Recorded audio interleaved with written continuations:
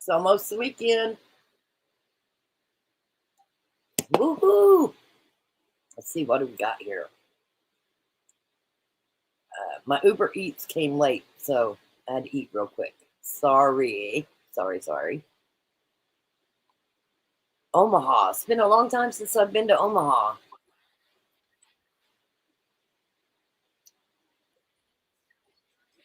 Yeah, hold on. We got an echo here, so let's see where the echo's coming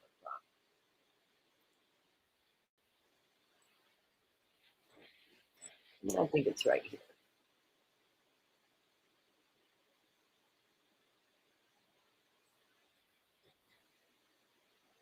Oh, maybe the echo's gone now.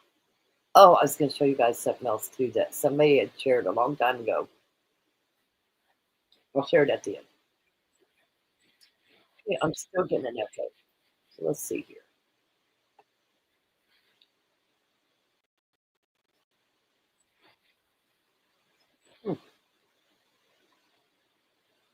There we go.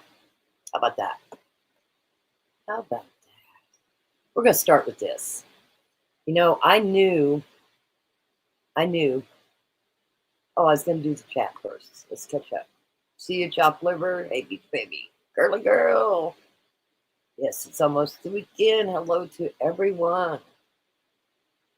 Happy Thursday, Rock Chalk family. Thank you, Bianca. Let's see here. Debsy says hello to everyone.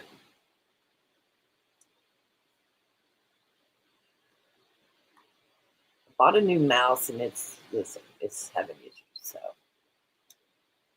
good evening, Ostrich. I'm going to take you back to the beginning again. Sorry, guys. Sometimes we have to go back. How is Beach Baby doing? She's got that shingles. We want to know how you're feeling, how you're doing. Hello from very windy southeast Colorado. Listen, it's not bad here in Omaha. It's not bad at all. Let's see here. But I think there's wind just about everywhere. Let's see here. Ostrich, good to see you. It's good to see everybody, even the people in the back, because we got a lot to talk about. I guess we will just keep our chat going until she gets here. I think it will do her heart good anyhow to see we are really a family. We are really a family, and it does make my heart feel good to see you guys here. If there is anybody that comes in and causes any problem, that's why you have a wrench. You just get them on out. Don't even have to ask me. Debsy said hello. YPYKYA. Finally showing up before live starts. Woo! Good for you. Hey, Rock mods and friends. Hope everyone has had a great day. I drove today, but I'm having a great day. Absolutely. You know, while I'm doing this, going through this, I bitched a lot about how they wasn't looking. And I showed you, and I'm going to show you again from Melanie's channel, where the FBI detective says that they should have definitely should have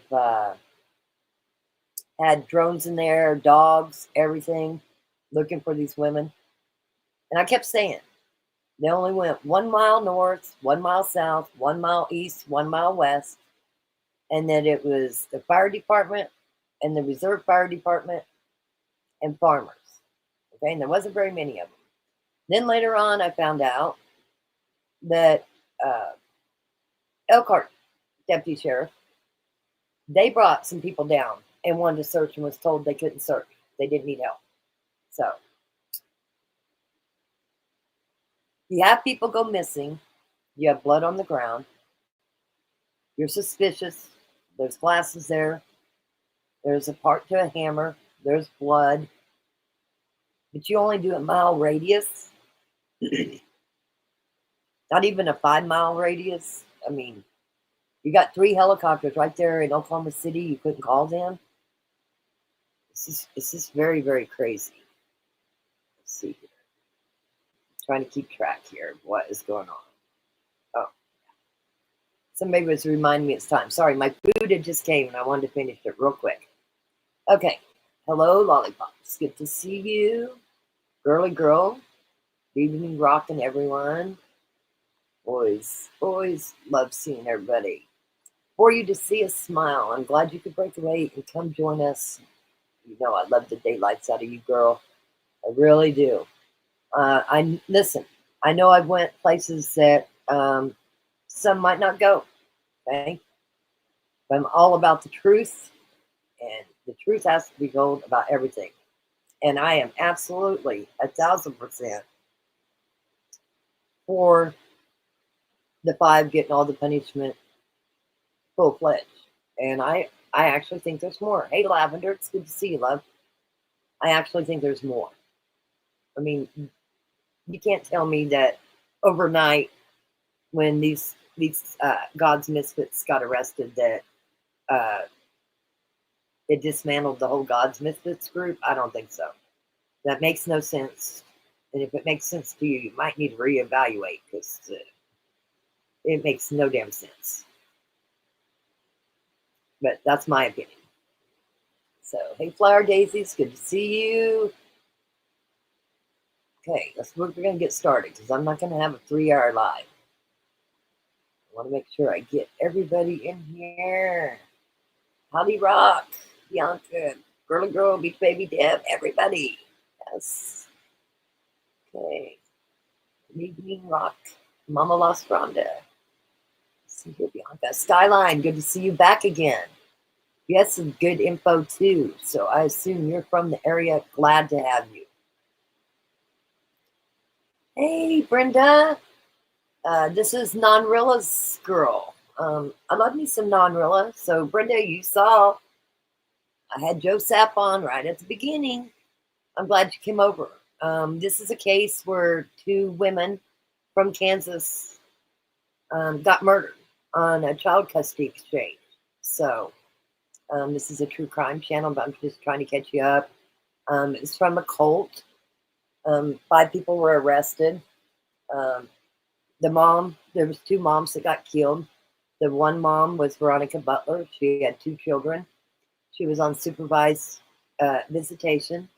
So she had to have a supervisor, which would have been Jillian Kelly, was supervising this visit on this particular Saturday, which was March 30th, the day before Easter last year.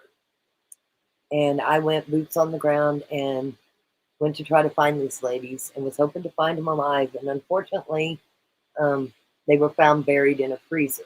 It's just been a horrible case. And, you know, some people says that the case is done and we just keep finding more things and more things about this case. It's a long ways from done. My opinion, we've got some very shady law enforcement. Hell, we got one DA task force agent that got grand jury indicted in another part of Oklahoma, and he just moved to a different part of the state and got the same job again. He got grand jury indicted for stealing money, and then he faked a burglary, and then the money showed up, and he's still a law enforcement officer in Oklahoma. Listen, you can't make this shit up.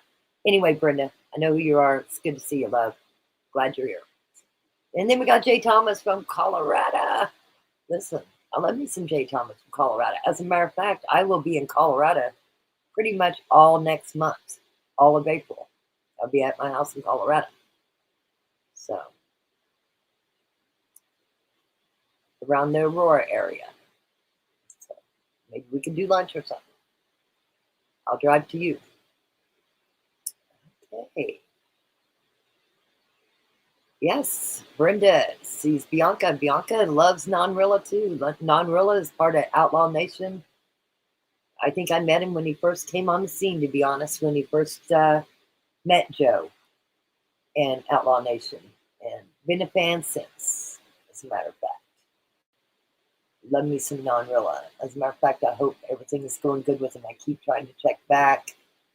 And I will be checking in on him again.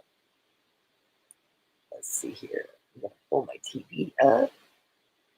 So, whack-a-mole. Yes, that's right. We will be whacking a mole. One of our subscribers, Beach Baby, has shingles. Shingles are awful. I've had them before and had to take pain pills for the extreme pain. Ooh, it's horrible. Very horrible. Collector's item. Good to see you, love. It's good to have you here. Much love. Skyline says, makes me think Leo knew of the plot ahead of time. Wait till you see what I pulled up that we're going to go back and look at. Bianca, happy you're here. Yes, we're happy everybody's here. And we even got Brenda. She's from the music side, the Outlaw Nation side. She is his manager and big sister. There you go. I love me some Raymond. I love me some Nunnery. I am Outlaw Nation all the way. As a matter of fact, just did a message back and forth with Joe earlier. They're coming to Oklahoma. I was trying to get Nunnery in on it, but they'll be in Oklahoma in June for 4 days. And I'm excited. I'm taking my bus. Very excited. Very excited. So I think I got everybody. Welcome, Brenda. I do know she's from the music side, but if you're into true crime, hopefully I caught you up on what we got going on here. Is this major craziness? Baby daddy of the 2 kids was in rehab. Court-ordered rehab. Went straight from jail to rehab. Listen, nobody's perfect. Good people make bad mistakes. It happens. It is what it is. But he went through a 6-month inpatient rehab. He's good. He needs his kids. He needs his kids. The courts need to hurry up and do something. They're with the mother side of the family, and that's okay. You know, I'm sure they love them, but there's nothing like love. You only get one mom, one dad, so they need to be with their dad. Lollipop says, please pray for my 85-year-old mom. Oh my God, she is on the hospital in Wichita. I probably will be heading up there tomorrow. We are concerned it could be a stroke. They are running tests as of now. Bad UTI. You know, if you'd have caught me a day before, I could have went and seen your mom. But I am right now in Omaha. But my daughter used to work for Galicia a long time ago. I mean, listen, we have some really good hospitals here. We will pray for your mom. Absolutely.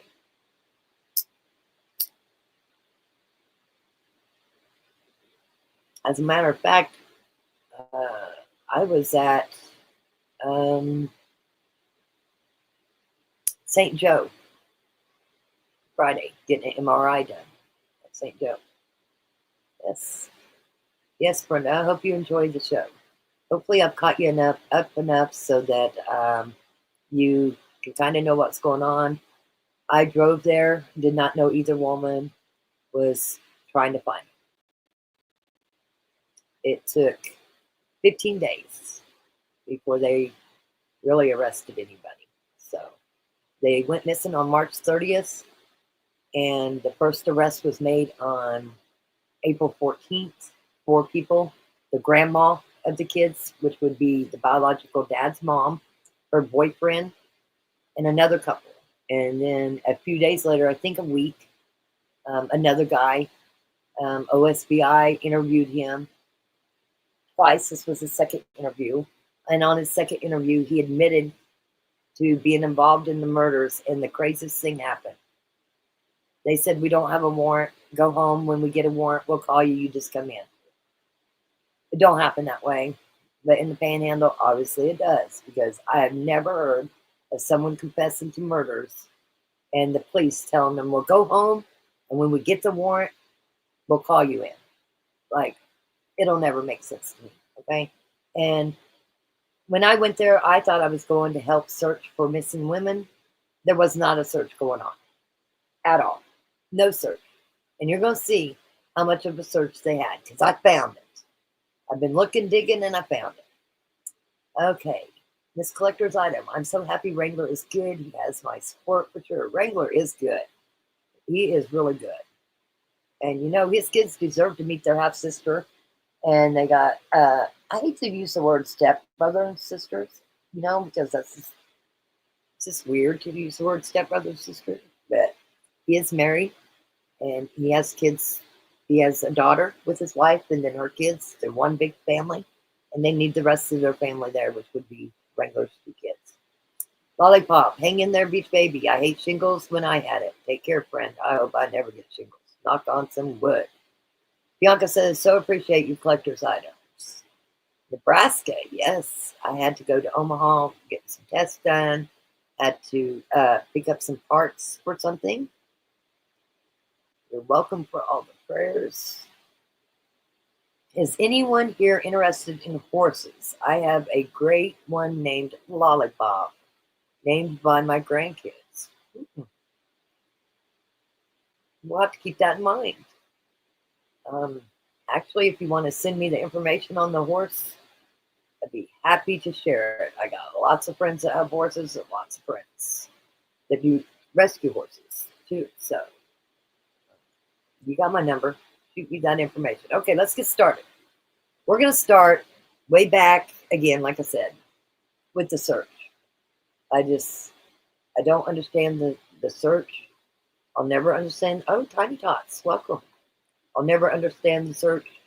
And here's going to be the proof of I knew I wasn't making it up. So here we go. Give me just 1 second. Yeah, there it is. Okay. Go add it to the screen. Share my screen. Go here. Go here. We're going to make it big. And it's not very loud. So just, if you got earbuds, you might need them. It's really hard to hear. I'm going to mute myself. I've got the volume turned all the way up. So here we go.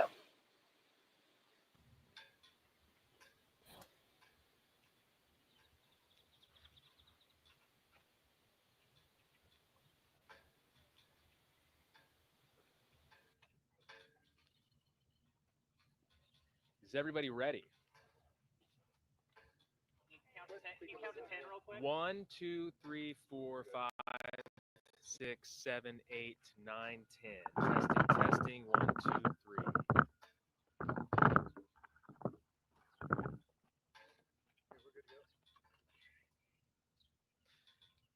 All right, so I'm just going to kind of do a step-by-step process of how we're going to do this. Each agency is going to have an opportunity to talk. You guys will have an opportunity to ask questions. So again, my name is Hunter McKee, Hunter. I'm the Public Information Manager with the Oklahoma State Bureau of Investigation. We have the Director of the OSBI, Angela Spurlock here, the Deputy Director of the OSBI, Stephen Carter. We also have representatives with the Federal Bureau of Investigation. We have the Texas County Sheriff, and we also have the District Attorney. So we are going to start with a few words from the Director of the OSBI, Angela Spurlock.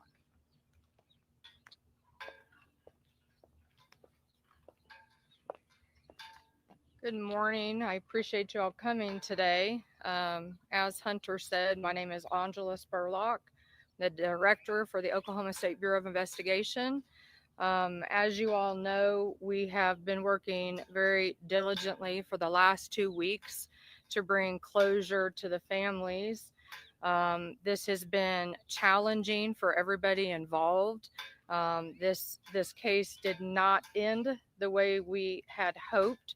It has certainly been a tragedy for everybody involved.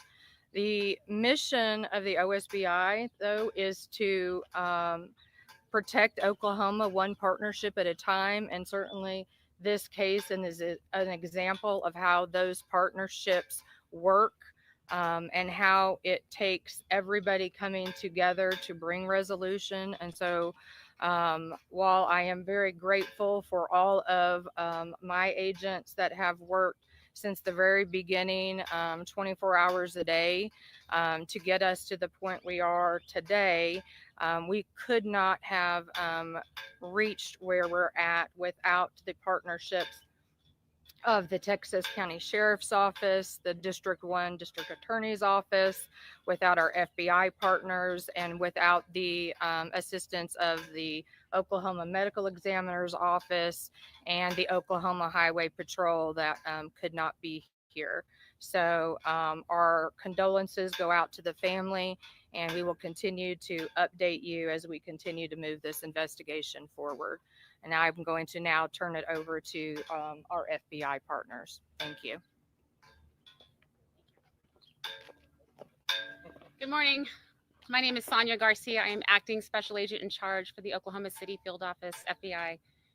On behalf of the entire FBI, I want to express our sincerest condolences to the family and loved ones of Veronica and Jillian.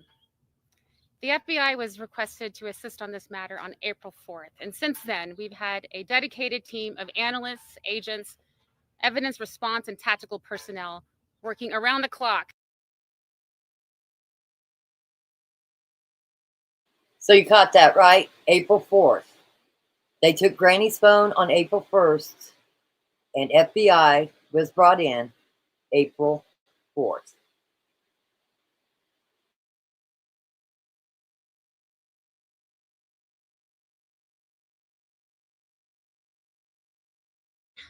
My name is Sonia Garcia. I am Acting Special Agent in Charge for the Oklahoma City Field Office, FBI. On behalf of the entire FBI, I want to express our sincerest condolences to the family and loved ones of Veronica and Jillian. The FBI was requested to assist on this matter on April 4th, and since then, we've had a dedicated team of analysts, agents, evidence response, and tactical personnel working around the clock and alongside with OSBI and Texas County Sheriff's Office to bring the individuals responsible for this crime into custody and to provide a sense of closure to the families and to this community. Know that we are grieving with you today. We will continue to work with our partners and to be an advocate for Jillian and Veronica and to ensure that justice will be served. Thank you.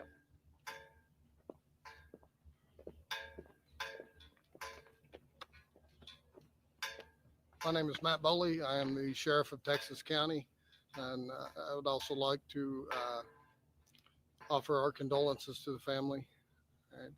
My agency's role in this is that we received a call on March 30th of an abandoned vehicle missing, with persons missing from the vehicle. Deputies immediately responded to the area. When they arrived on scene, they found some things that just weren't adding up.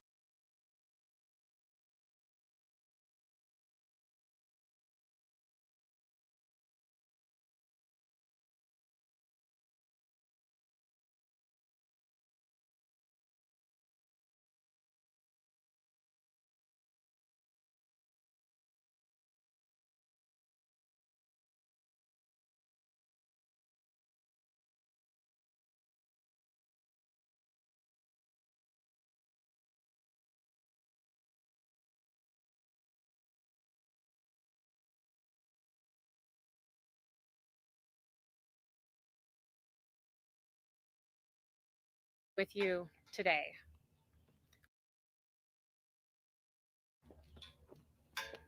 My name is Matt Boley. I am the Sheriff of Texas County, and I would also like to offer our condolences to the family. My agency's role in this is that we received a call on March 30th.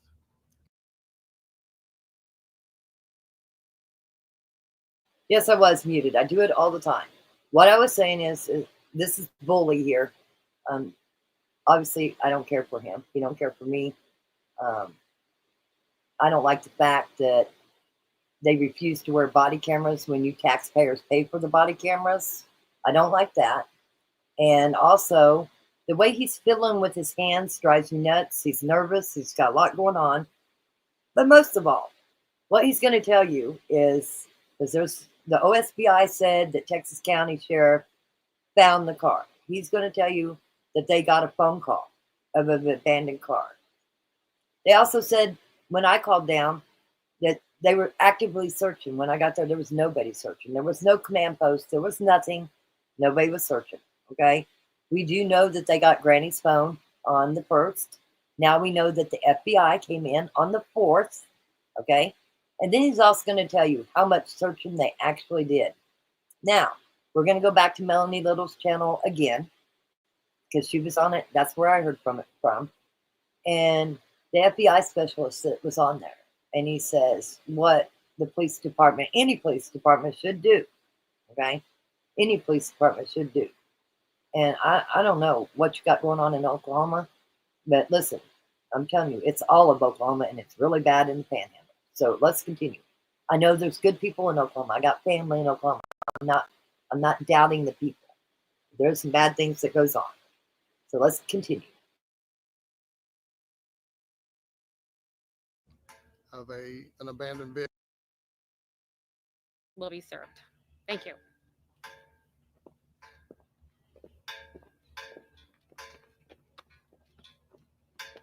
My name is Matt Boley. I am the sheriff of Texas County, and I would also like to offer our condolences to the family.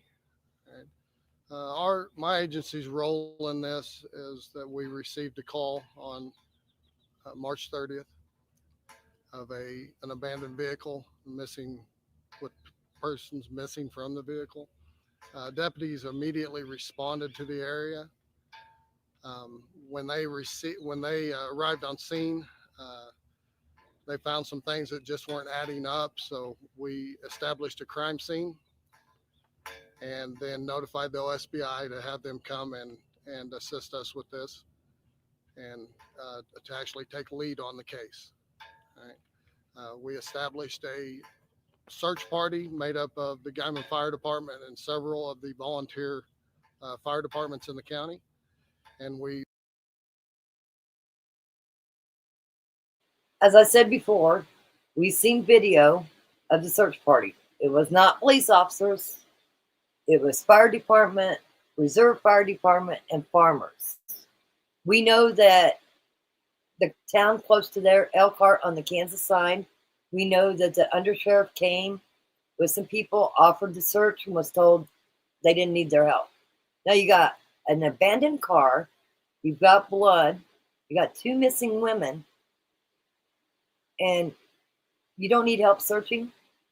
Like, what is wrong with this picture? Like, seriously, what is wrong with this picture? I don't understand it. I'll never understand it.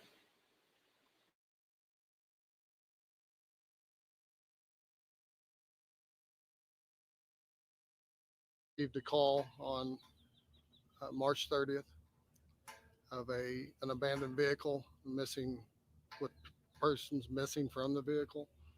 Deputies immediately responded to the area. When they arrived on scene, they found some things that just weren't adding up. So we established a crime scene and then notified the OSBI to have them come and assist us with this and to actually take lead on the case. All right. We established a search party made up of the Guyman Fire Department and several of the volunteer fire departments in the county. And we searched the area around the crime scene for about a mile in each direction. Once the OSBI arrived on the scene, they took the lead and got us to this point where we are today.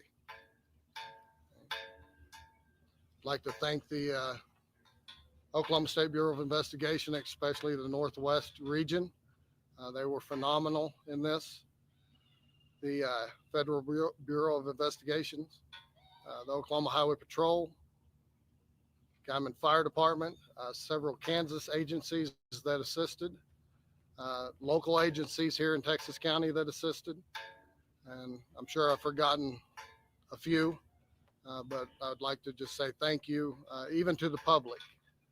There was a lot of questions from the public as was there any danger to the public? And I think from the get-go, once we arrived on scene, that and we gained a little bit of information that we felt this wasn't a random deal. All right.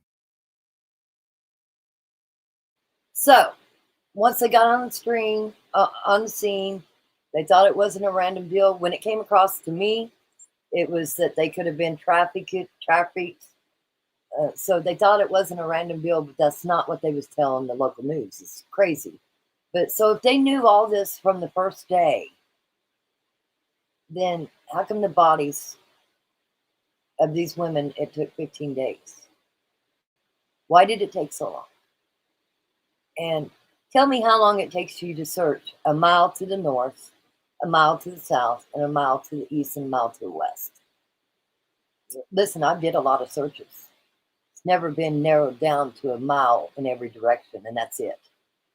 I mean, for God's sake, this is ridiculous. I've said it's been ridiculous from the get-go, and I still say it's ridiculous. You actually went a mile each way, and you worked your darn heart out.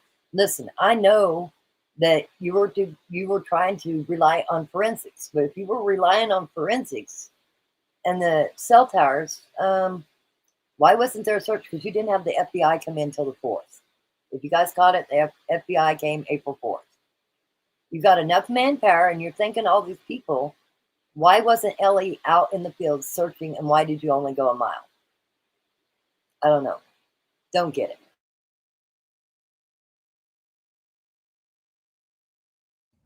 We felt that with some of the information coming in, that it was more targeted, and we started to look in those areas that we were pointed to. Okay, thank you.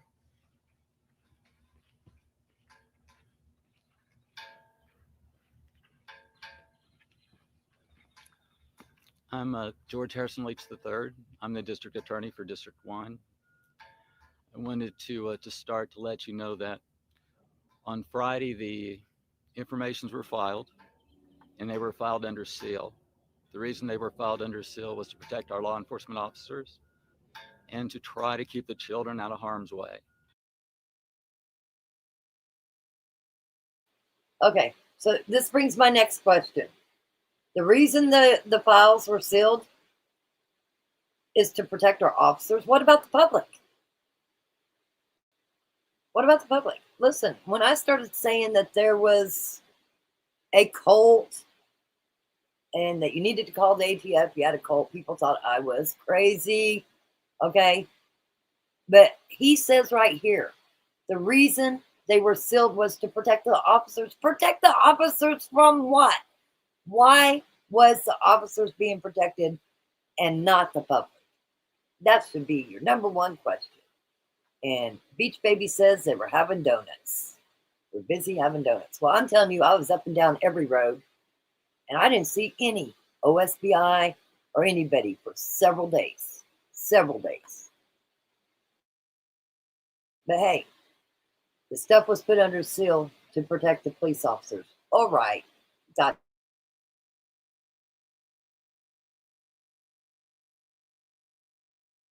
Information coming in, that it was more targeted, and we started to look in those areas that we were pointed to. Okay, thank you.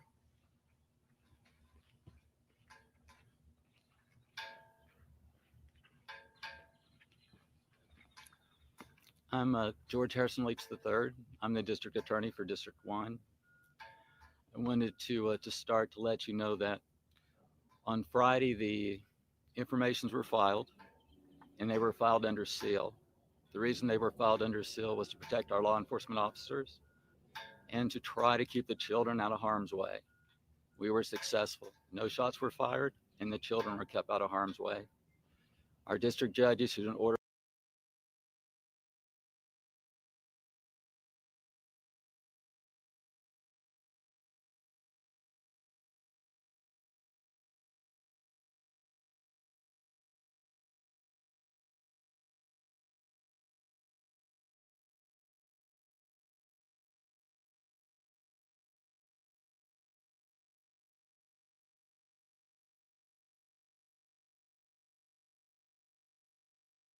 and I'm muted again. So my other question is, they were making sure the children were kept safe. Are they kept safe?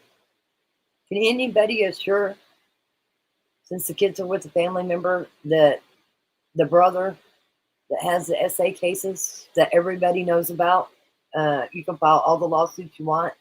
It don't change what the Kansas Department of Children's Services says wrote up. It don't change the court file for people that printed it to the beginning. Are you really going to tell us that the children are safe? Have they not been around the grandma? Have they not been around the brother or brothers? I don't know. Are they really safe? I mean, if you're here for the children and you're worried about keeping the children safe, then I think you would be doing some more digging.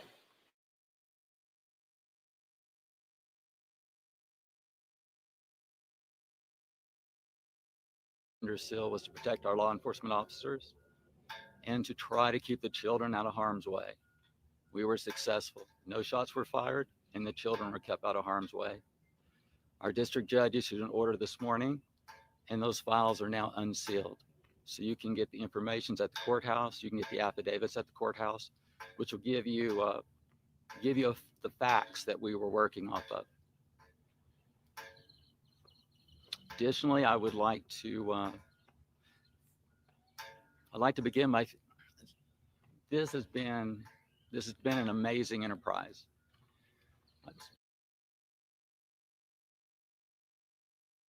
Listen, while he's on screen, I'm going to bring it up.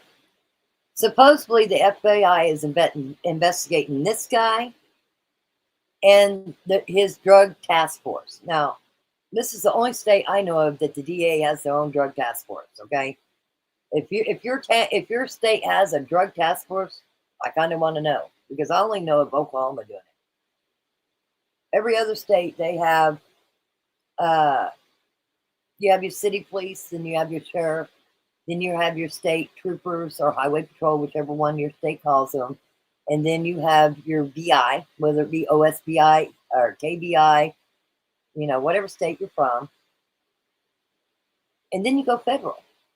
Nowhere in that line is a DA task force, especially one that one of the main officers, the main officer, was indicted and charged. And then he just goes to another part of the state and gets the same damn job. Not only that, it said that this guy on the screen is being investigated by the FBI, and so is the drug task force. And just to tell you a little story about that, it's been covered, but the task force was pulling over semis and giving them not a ticket, but a piece of paper telling them to call this number to pay the fine. Well, there was this lady that was from Florida traveling through there, and they did that to her. And when she went to call, they told her, you just pay a $360 fine and don't go on your record or nothing. There's such a thing as the Hobbs Act. Okay, that means CDL drivers cannot get diversion or anything like that. And she found it to be odd. And not only that, the ticket would cost her $180, but they wasn't doing that.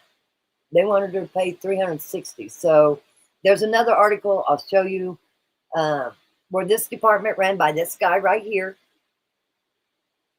supposedly made over $2 million doing these pullovers and writing these tickets and didn't have no record of the tickets. So where'd that money go? We don't know. So hopefully it's true that the FBI is investigating it.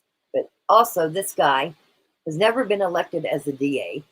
Okay, he was appointed by the governor, and he's had this job for a while. So when's the election for the DA? Like, seriously. And it has been rumor that he's friends with at least 2 of the 5 that's been arrested.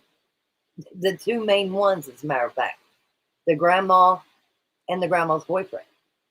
So not only if they're under investigation, why is he still handling this case?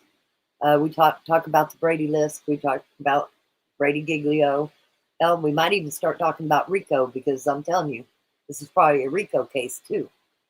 But with that said, why is this man still over this case? Why has this is a small community? Why hasn't it been moved? That's what I want to know. Why is it still in a small town? If they go to a jury trial, everybody said it. Listen, there was a farmer that knew 6 days in everything, and there's an audio on that. So if you're the family and you're watching, why are you not pushing to have the trial move somewhere? Because listen, you can best guess that out of 12 jurors, probably 6 of them are going to know at least 1 of the 5. So listen, people can fake it all the time that they're going to be a good juror and not be. So you should keep that in mind. Reading on social media, some of the stuff, and there were people out there that thought law enforcement was. I'm so glad he was reading on social media. Good for you, Buddy Leach. I'm glad you can read social media because social media tells the truth. And you don't let the regular media, the mainstream media, don't tell the truth. Social media tells the truth. Was asleep, that they weren't doing anything. There were even additional law enforcement agencies, the Kansas Bureau of Investigation, Dallam County Sheriff's Office, Sherman County Sheriff's Office from the state of Texas. Everybody came together and everybody helped. We're probably talking somewhere in the neighborhood of 100 law enforcement officers. Truly, no exaggeration, working night and day for 15 days. I want to thank the public. We had people calling us from North Texas Panhandle, from the Oklahoma Panhandle, from Southwest Kansas, providing us information, responding because they cared. And the information we received from them was critical. Also want to thank corporate America. Lollipop. That still gives them no right to not look for these women. I mean, seriously, a mile to the north, a mile to the south, a mile to the east, and a mile to the west. They knew they were hurt because there was blood. So if they knew why they were targeted and who did it, why did it take 15 days to recover the bodies and 14 days to arrest people? That's what I'm trying to get at. And let me tell you why KBI was involved. Because the rancher across the street that watched some stuff, saw some stuff, he lives on the Kansas side. There's people that lived on the Kansas side. So the KBI interviewed for OSBI on the Kansas side. So there's your answer to that. But keep watching the media, buddy, because it's going to get a lot better. I don't know how many search warrants we issued. I'm telling you, they responded in lightning speed. Anything we needed, any order we sent, we got everything that we needed. Lastly, I'd like to thank all the law enforcement agencies that came together and worked together as a team, and all their personnel. They did a fantastic job. Thank you.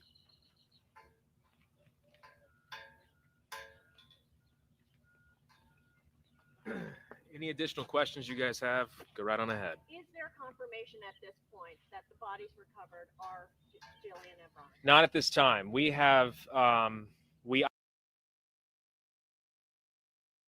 know I keep stopping it, but for some that hasn't followed along as closely, I'm just trying to catch you up. This is the same guy who gave an interview that I'm going to show you here in a minute. That's, wow, okay. Listen to what he says now, and then we're going to go back and listen to what he said then. identified that there were 2 bodies during our search. Both of those deceased persons have been transported to the Oklahoma Medical Examiner's Office, where they will do a proper identification and also look into a cause and manner of death. What led to the discovery of the bodies? Based on the evidence that our agents and local law enforcement were able to obtain, we used that to search a wide area throughout Texas County, and we were able to use those resources in order to find where these 2 bodies were. Do you know the timeline for when the bodies should be identified? Okay, I got to stop it again. Okay, so this is the deal. He's saying based on their resources and all this other shit, okay? But somebody flipped on Saturday because on the 13th, 4 were arrested. On the 14th, the bodies were found. So you're going to tell me your investigative services did this? I don't think so. I call foul. I'll call foul all day long on it. Look into a cause and manner of death. What led to the discovery of the bodies? Based on the evidence that our agents and local law enforcement were able to obtain, we used that to search a wide area throughout Texas County, and we were able to use those resources in order to find where these 2 bodies were. Do you know the timeline for when the bodies should be identified and when we should know what the cause of death was? It's a case-by-case basis, but as soon as we hear back from the Oklahoma Medical Examiner's Office, we will let the public know. Can you describe the scene where these bodies were recovered and what state these remains are in? No, I mean, I can say that it was a very rural area. I cannot state the condition of the bodies. Is this Okay, I'm going to say this. Yes. One of the women who was one of the constructors of it, she's already got a plea deal of 30 years. If you've got all the evidence, why are you even making plea deals? That is a good question. Why are you handing out sweet deals, Buddy Leach? Why? You got all the evidence, right? You worked so hard. Why are you handing out sweet deals? private property? I cannot confirm that at this time. In Oklahoma, there's the death penalty if convicted. Could we possibly maybe see this in this case? You would have to reach out to the district attorney's office. That'll be something that will be discussed further down the line. DA Stewart alluded to a lot of people calling in with a lot of tips. Were there particular tips that broke the Okay. So it says here, how do you make an arrest without a body? They do it all the time. And in this case, they did it too. They arrested the 4 before they had the bodies. So you don't have to have a body to have an arrest. And they had all these forensics, the pings, everything. If the farmer, he knew exactly what land they were buried on. He knew exactly it was done with a skidster. He knew who owned that land 6 days in. And supposedly he had just came back from talking to OSBI. And it still took them 14 days? That's my question. So they did arrest without the bodies because they got arrested the day before. But we all know that everybody in that area knew where these bodies were. So with that said, I'm not being a smartass. I'm just telling you. There's arrests all day long without bodies. And these 4 were arrested without a body. And then the 5th one, they did an interview. He was drunk. The second interview they did at Four Corners, he admitted to, they told him they had forensic evidence and it was leading to him. He confessed and they told him to go home because they didn't have a warrant. Go home, we'll call you when we have a warrant. You come check yourself in. In what world does that work, seriously? It don't. They're lucky he didn't run. This is crazy. You can't call a judge on the phone and get a warrant by email? Like, what's going on here? I don't understand. Okay. this case? We received several tips throughout this entire process. The public, I mean, I know that we had thanked what that our local law enforcement agencies, what they were able to help us and throughout this search, but the people here throughout this area. Let's remember, we found a pair of shorts in a plastic bag, right just south of the Four Corners, and a black bloody glove. They never went and picked them up because I went a month later and they were still there. So, I mean, was they relying on the tips? And the tips they were getting, what did they do with them? What did they do with them? Because it seemed like everybody knew, but Ellie, everybody in this area knew. I mean, Deb, you can say it because it's your favorite thing. Go ahead and say it because somebody said it. I made a deal that I wouldn't say it no more. So Deb will say it for you. Area have done a tremendous job of reaching out to us. The original press release that we had put out on March 31st in regards to searching for these 2 women, we constantly received several tips and had used those throughout the entire 14-day process in order to find these 2 bodies and then also discover and find those who were responsible for this crime. So the reason foul play was suspected was because of evidence found in the park. Can you go into more detail now of what that evidence was? We cannot still at this time. It is still an ongoing investigation, and that is for our investigative purposes. Again, we can say that the evidence that was discovered inside of that abandoned vehicle and around it, we're able to help our investigators determine that there was foul play involved and then led to the progression of this investigation. What was in the vehicle around it, we cannot discuss. It was quite a convoy in executing these 4 search warrants. Was there concern of resistance to arrest? How concerned was How much concern was there over a possible gunfight? When you are regarding arrests and multiple arrests in the magnitude that we have all discussed, there is always, there is always a cause of, of trying to protect the public as best you possibly can. We can say that all four of those arrests were made without incident, and so that, of course, went extremely well, and we are extremely grateful.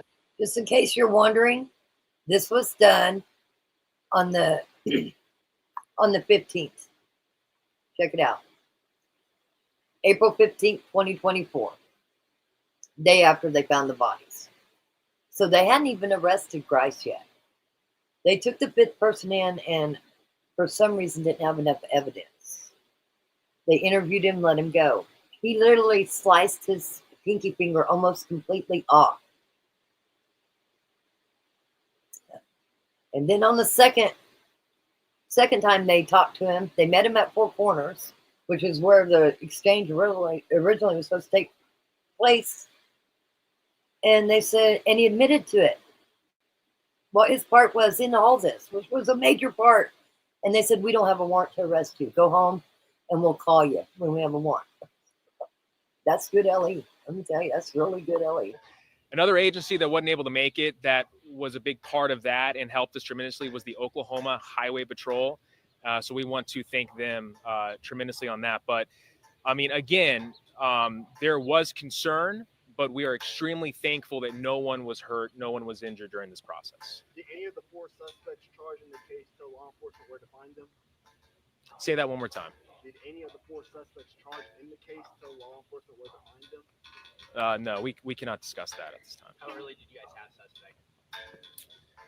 We can't discuss that at this time. Are you able to go into further detail how you believe that this was targeted? Can't discuss that at this time. You guys probably can't hear. How early did you have suspects?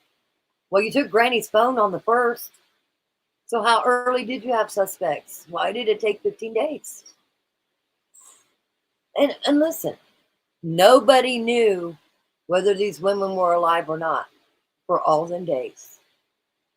So you're just going to sit back and rely on forensic? Hell, you said you got 100+ officers. Why wasn't they out there searching? Why didn't you have drones in the sky? Why didn't you have helicopters in the sky? Why didn't you have dogs? Do you guys not own dogs? Canines? Jesus. Of trying to protect the public as best you possibly can. We can say that all four of those arrests were made without incident. And so that, of course, went extremely well. And we are extremely grateful. Another agency that wasn't able to make it, that was a big part of that and helped us tremendously, was the Oklahoma Highway Patrol.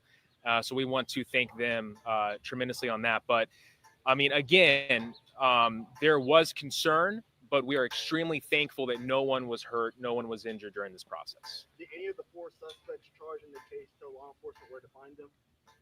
Say that one more time. Did any of the four suspects charged in the case tell law enforcement where to find them? No, we cannot discuss that at this time. How early did you guys have suspects?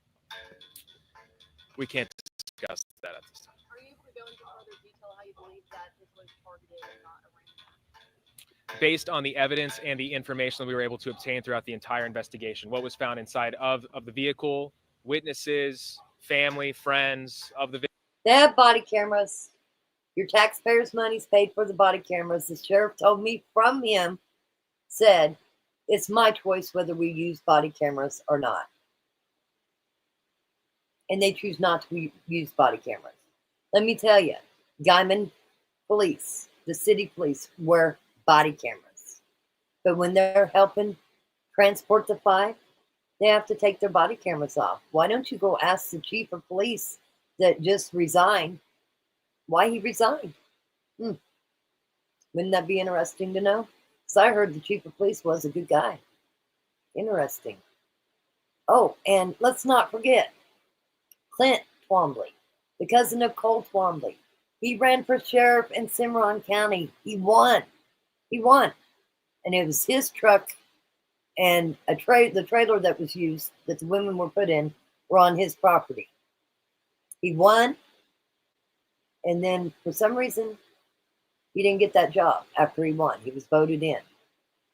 Nobody said why he didn't get the job. Well, listen, people voted him in even after all these arrests. So I'm really confused on that one.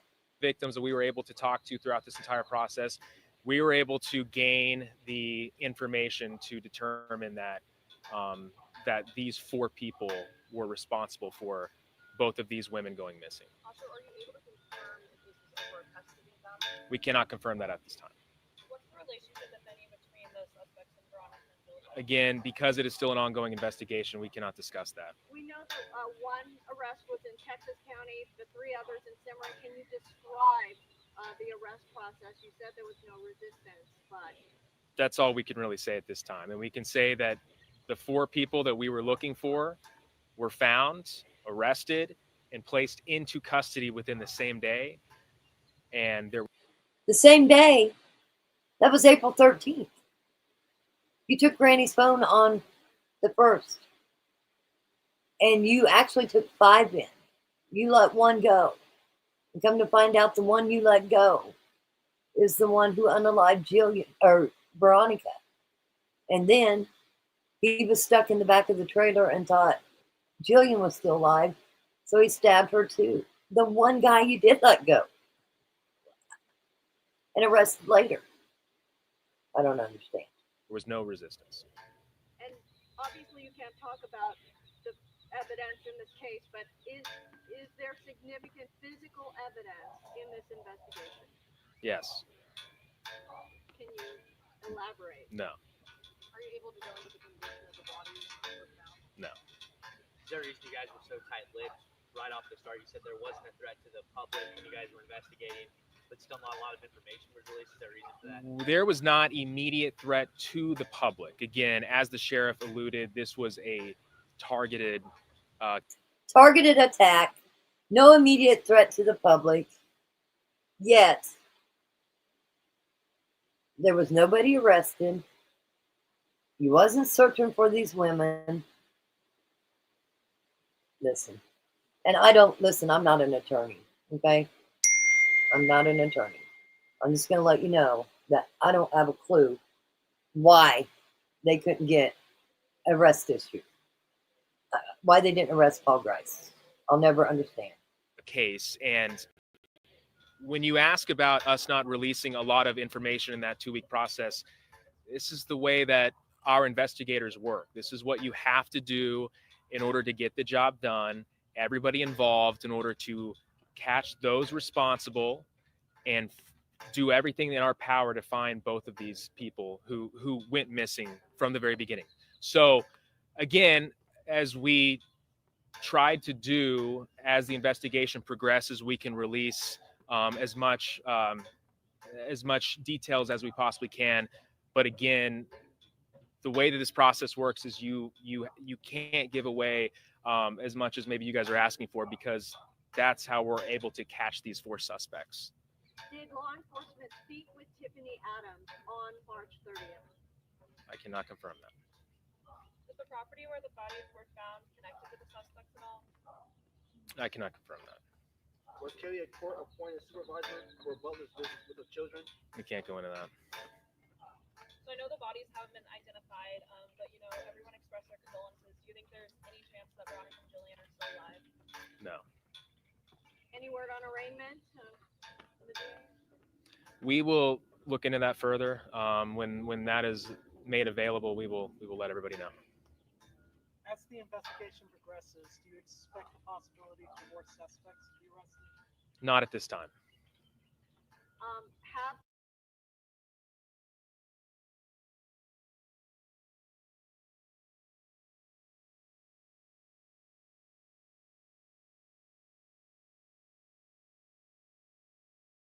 Why didn't they have an arrest warrant when they had an arrest warrant for the other 4? Don't have a clue. Not only that, we know that the women were stabbed and there was blood, and Grice damn near cut his finger off. His finger was bandaged. Now, the reason I stopped this, I wasn't going to stop it, is because they asked him, and you got to listen They got it so low you can't hear. All you can hear is the damn flagpole banging. But they asked him if there's going to be more arrests. Now remember, there's only 4 in custody at this time. And he says, we don't believe so. Pay attention. I'm going to try to be as quiet as I can and make it through this. But pay attention to what he says. Because he said, they asked, is there going to be more arrests? And he said, we don't believe so.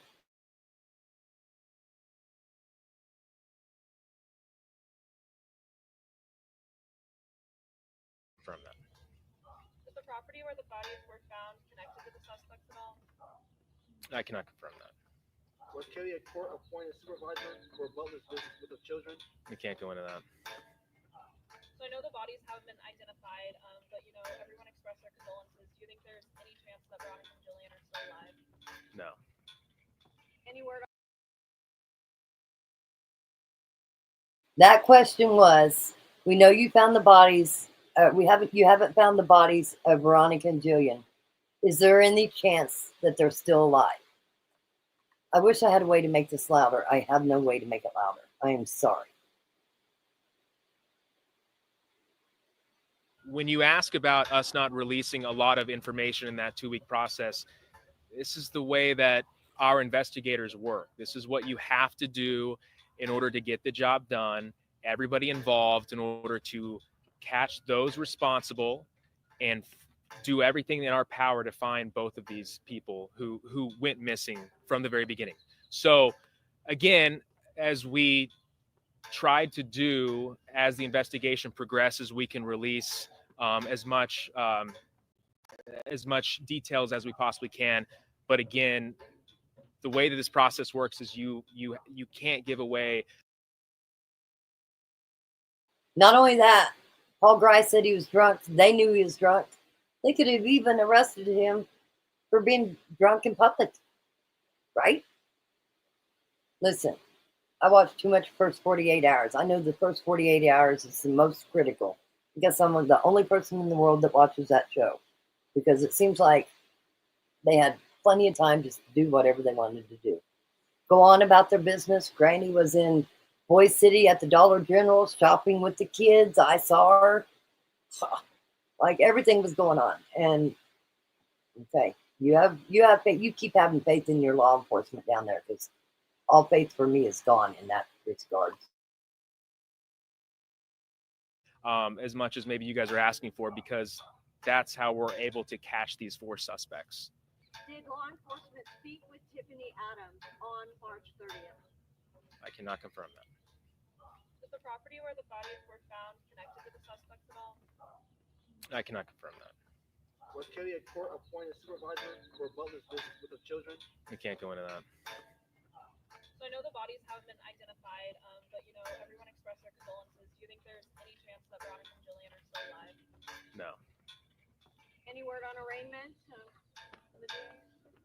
We will look into that further. When that is made available, we will let everybody know. As the investigation progresses, do you expect the possibility for more suspects to be arrested? Not at this time.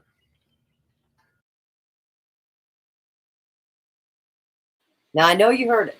As the investigation goes on, do you expect more suspects to be arrested? Not at this time.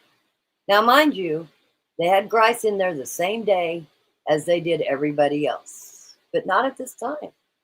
Not at this time. They're not going to arrest anybody else as of at this time. We will look into that further. When that is made available, we will let everybody know. As the investigation progresses, do you expect the possibility for more suspects to be arrested? Not at this time. Have the suspects been cooperative and talkative, or have they provided any type of confession? We cannot release that at this time. Have the families helped you guys during this process at all? Have you guys worked Yes. with them? What's that been like? Families, friends, people that have known both of these women who went missing have been a tremendous help. Everybody that we have talked to has helped us tremendously in doing everything they can to give us the necessary information in order for us to try to track them down and find out what happened. Where are the children?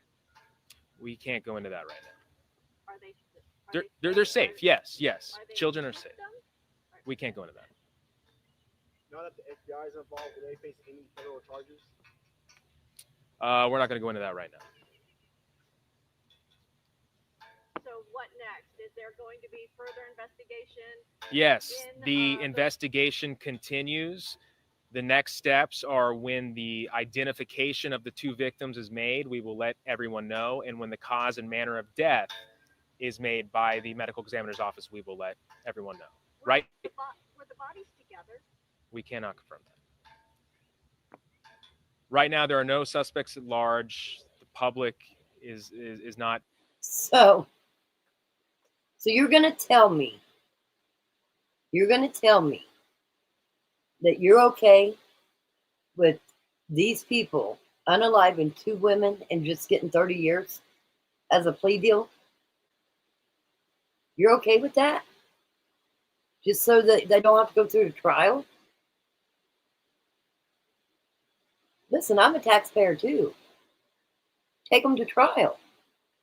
Don't give plea deals. Is there anybody in here that is agreeing that they should have plea deals? Because I don't think so. I don't think they should have plea deals. Hell, they had 14 days, 15 days to get all this evidence. They should have all the evidence in the world. They have the phone pings. They have everything. They have CW's statement of everything that happened. Why did they need a plea deal? I'm just wondering, because you're paying taxpayer dollars for body cams that's not being used. Why the hell not pay for a trial? I mean, get the justice they deserve. 30 years? Oh, that's not justice. I'm sorry. This is not justice.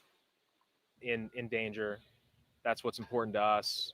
We are extremely grateful that we were able to locate and arrest the 4 people that we believe are responsible for this crime. As soon as the identification is made with the bodies, we will let everyone know. But again, it took everybody in this case to get this done. We know that there were people throughout the 2-week process who were frustrated, who wanted answers as soon as possible. Yes, I'm not saying you agree with it. Like, not at all. I'm not saying you agree with it. I'm saying, why would you offer plea deals when you've already got everything? Like, you've already got everything. You got the best statement from one of them's daughter. Why make plea deals? I don't know. But that wasn't directed at you. It was just your comment. So I read it. So don't take it personal, please, because I'm just reading the comments. So yeah, I'm not saying you agree. But I damn sure don't agree with the plea deals. Not at all. Not at all. You know, we wanted those answers too. But just know that our OSBI agents, FBI agents, troopers, Kansas Bureau of Investigation, the KHP, everybody worked nonstop in order to come together and make these arrests. Can you talk at all about the relationship? No, we can't go into that right now. Was there ever any concern for the children at any point in this investigation? Like for their safety? There's always concern whenever there's children involved, but we can say that the children are safe. With this being such a rural area, did this make this case unique in any way? It made it challenging. Again, you're talking about northern Texas County, near that Kansas line. It's very rural. So Challenging, okay? Everybody down there knew what happened but the LE. I think that's fair to say. Seems like everybody knew. We know Larry did. We know Larry knew. Hell, he's on audio talking about it.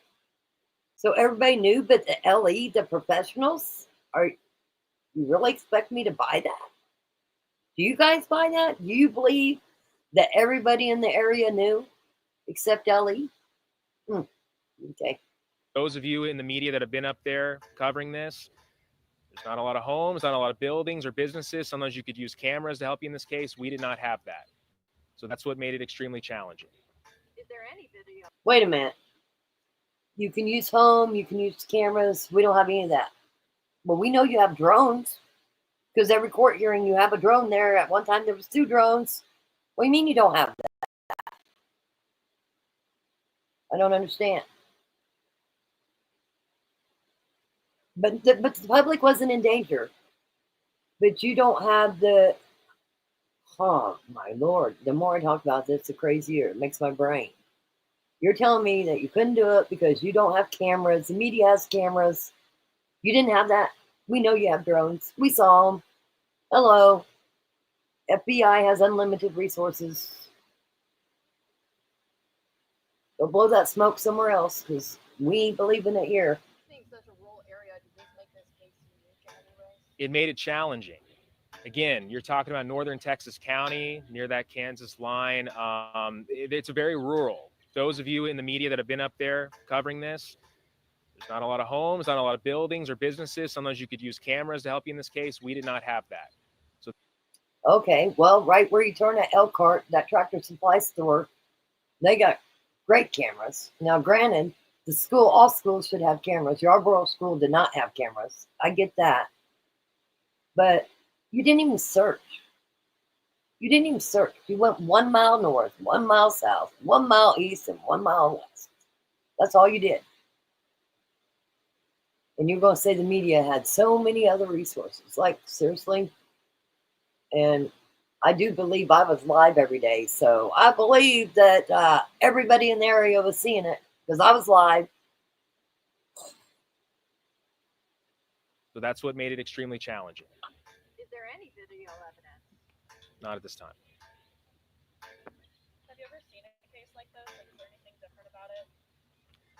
The OSBI covers all kinds of cases. Each case is different in their own way. They're all just as important to us. But, you know, this case was tragic. You have 2 people who are dead and 4 people that committed an absolutely brutal crime. 4 people. Huh? He's 4 people. They're not looking for anybody else. The main guy who did it, they're not even looking for. Okay, got it. And so, again, that's why it took every agency involved in this in order to get this done. Those 4 are still being held here. Yes. Is everybody good? That's the other thing. Go back and look at my videos of how they transport these prisoners. They transport them with their hands cuffed in the front. The officer has the gun right next to him. I mean, listen. It don't take a rocket scientist or LE to realize that you shouldn't have your gun next to 4 murderers or 5 murderers. And why are they all in the same jail? Like, this is just nuts. Going through the motions. That's it. Thank you, everybody, for coming. Thank you. So they were just going through the motions. If you guys believe that, listen, I got some oceanfront property down there.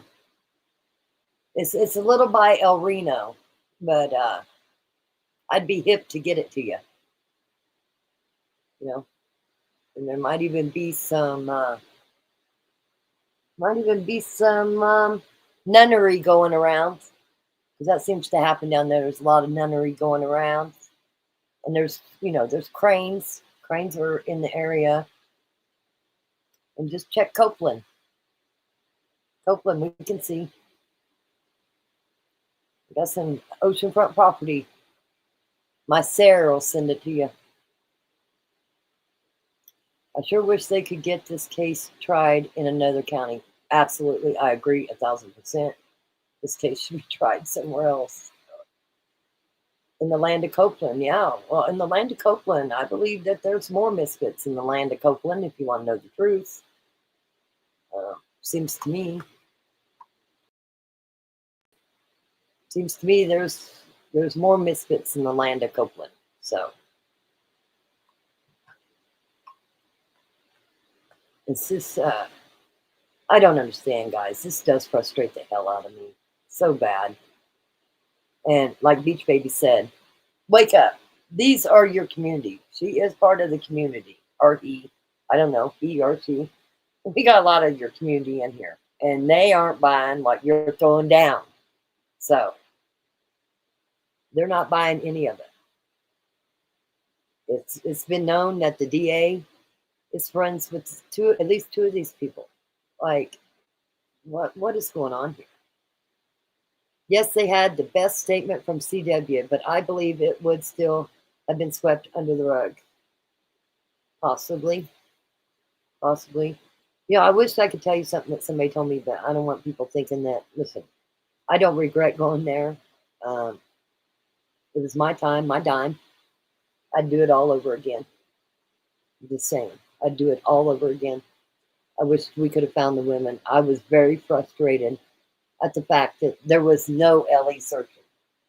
And the only thing the sheriff told me is don't have me arrest you for trespassing on people's property. He wasn't concerned with me finding the women. He was concerned with me trespassing on somebody's property. That's nice. If you wouldn't have went there, man, I don't know. You guys are, your guess is as good as mine. I definitely put the pressure on. I do know that. I definitely put the pressure on. So I definitely wish it could be tried in another county too. And I'm trying to see here. This girly girl made a comment, and where did it go?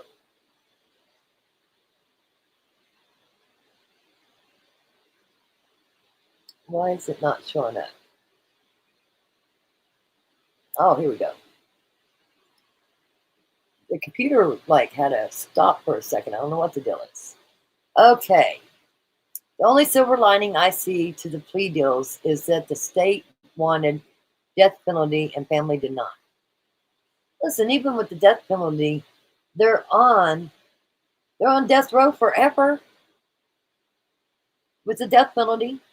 I mean, my God, we got the Carr brothers here, and they just tried to get their sentence overturned. And they've been on death row for, 30 years? I mean, so really, what does the death penalty do?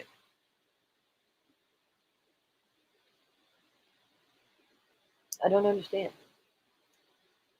In the land of Copeland, you got it. You got it. You're right. Does the family have to ask and want it tried elsewhere? Listen, most good prosecutors that knows there's a conflict of interest would ask to have it moved, would recuse themselves.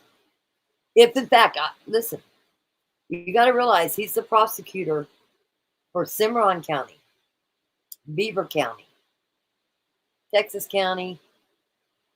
Let's see, there's a fourth one, Harper County, them 4 counties. And he's not even an elected DA. He's appointed. When is the election for the DA even? I don't know who. I would say if the public had an outcry and threw a fit and the families threw a fit, yeah, it would be moved.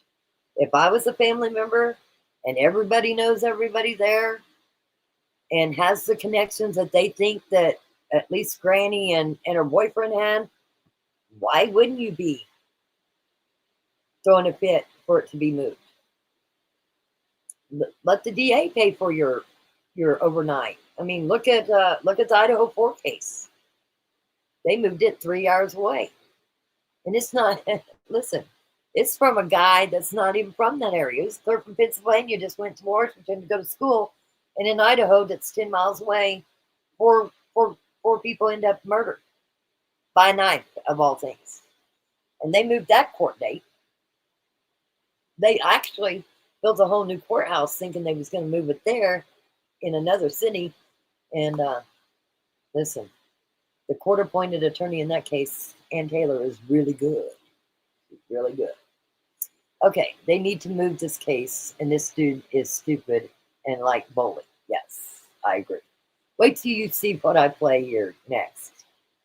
Okay, one major question I have is, why is it okay for LE to lie to people for any reason they see fit? But if we lie to them, that's jail time. Exactly.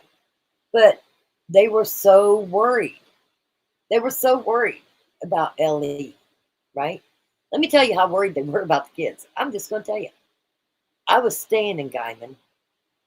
I came back from Walmart. And of course, I'd seen pictures of the kids And I saw the kids in the front yard of a person's house. So I've known from way back when where exactly them kids have been. And they were out in the front yard. So you know what I did? I chose not to stay at that friend's house no more. Because I have a hard time keeping my mouth shut. But yes, it was just a couple days and I knew where the kids were. They were out front. Okay, Misfits and Sayre. Making sure I'm getting through everything.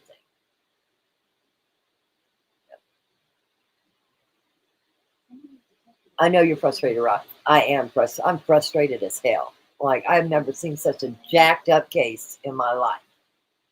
Ever. Like, this is... Listen, I feel like we're dealing with Barney 5 here. Like, seriously. A TV show, Barney 5. Like, are you kidding me? So, do you get all the rejects down in the panhandle? But listen, it's not just the panhandle. We've been going over a lot of sheriff departments and a lot of trouble with sheriff departments and all kinds of law enforcement there in Oklahoma. You know, there was a guy out of Yukon, officer, was transporting a prisoner, and he raped the lady. But guess what? He had body camera on. So they have no cameras down there. But even this OSBI guy is complaining about, we don't have cameras, you know, this and that. Your LE has cameras, but they don't wear them. So why are you bitching? Not only that, there's a pig farm right there on 95. Okay? There is a pig farm on 95, and it's open 7 days a week. And it's got several different shifts. And they have cameras, but it's facing towards the little, looks like greenhouses where these pigs go. These pigs, their feet never touch the ground. Okay? But you got body cameras, but you don't use them, but you're going to complain because you didn't have cameras to look at. Okay. And for some reason, and I have no proof, nothing, anything, this is just something that I have a gut feeling about, and I hope I'm wrong, but I feel like somebody filmed this too. I do. I feel like when Grice was fighting with Veronica and she was giving him the fight of his life, and he yelled at Cora for help, and she ran to the car to get the stun gun, Granny was standing there. Was she filming? Because he said she ran, after everything was done, she ran in a circle laughing or something. I don't remember the exact words because my head is overwhelmed right now. This case fires me up, pisses me off. Let's see here. Does the family have to push hard for body cameras? Listen, you're the public. You're a taxpayer. You paid for them body cameras. I think you got to write your attorney general. I think you have to really put the pressure on the attorney general.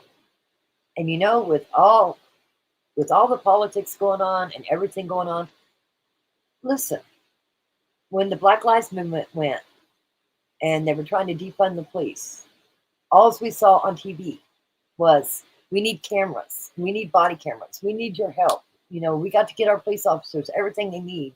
And then in this town, they have what they need and they don't even use it. So explain that. And does Guyman have dogs at all? Does the sheriff department have dogs at all?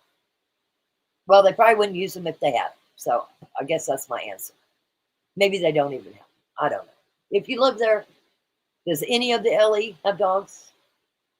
I know troopers. I know Oklahoma troopers have dogs. Why wasn't dogs brought in? I don't know. Okay. Or can we push for it even when we don't even live around there? You can push for it. All you got to do is write your attorney general. Listen, I would even write the White House. I would write the attorney general of the United States. Like, I would go that far. I have went that far. But listen, one person can't turn it around. One person can't turn it around. But if everybody does it, you will see movement. Listen, the squeaky wheel is the only one that gets heard, and that's always, that's all the time. The nice people that sit back and do nothing, you never get heard. It's the loud ones that get hurt, believe me. You live in Oklahoma, you pay tax. So you could throw a fit. Write your letters. We've been through this before. Write them letters. Majority of the time change of venue comes from the defense team. Well, and listen, if you look at the defense team, they're coming from Oklahoma. So, I mean, Tad's paying all that money for that McWill or whatever the heck her name is. She's a high-priced attorney. She's coming from Oklahoma City. The attorneys are coming from Oklahoma City. Why not move it to Oklahoma City? Lollipop says, boy, I sure as heck would ask to move this case. I would too. 1,000%. Okay.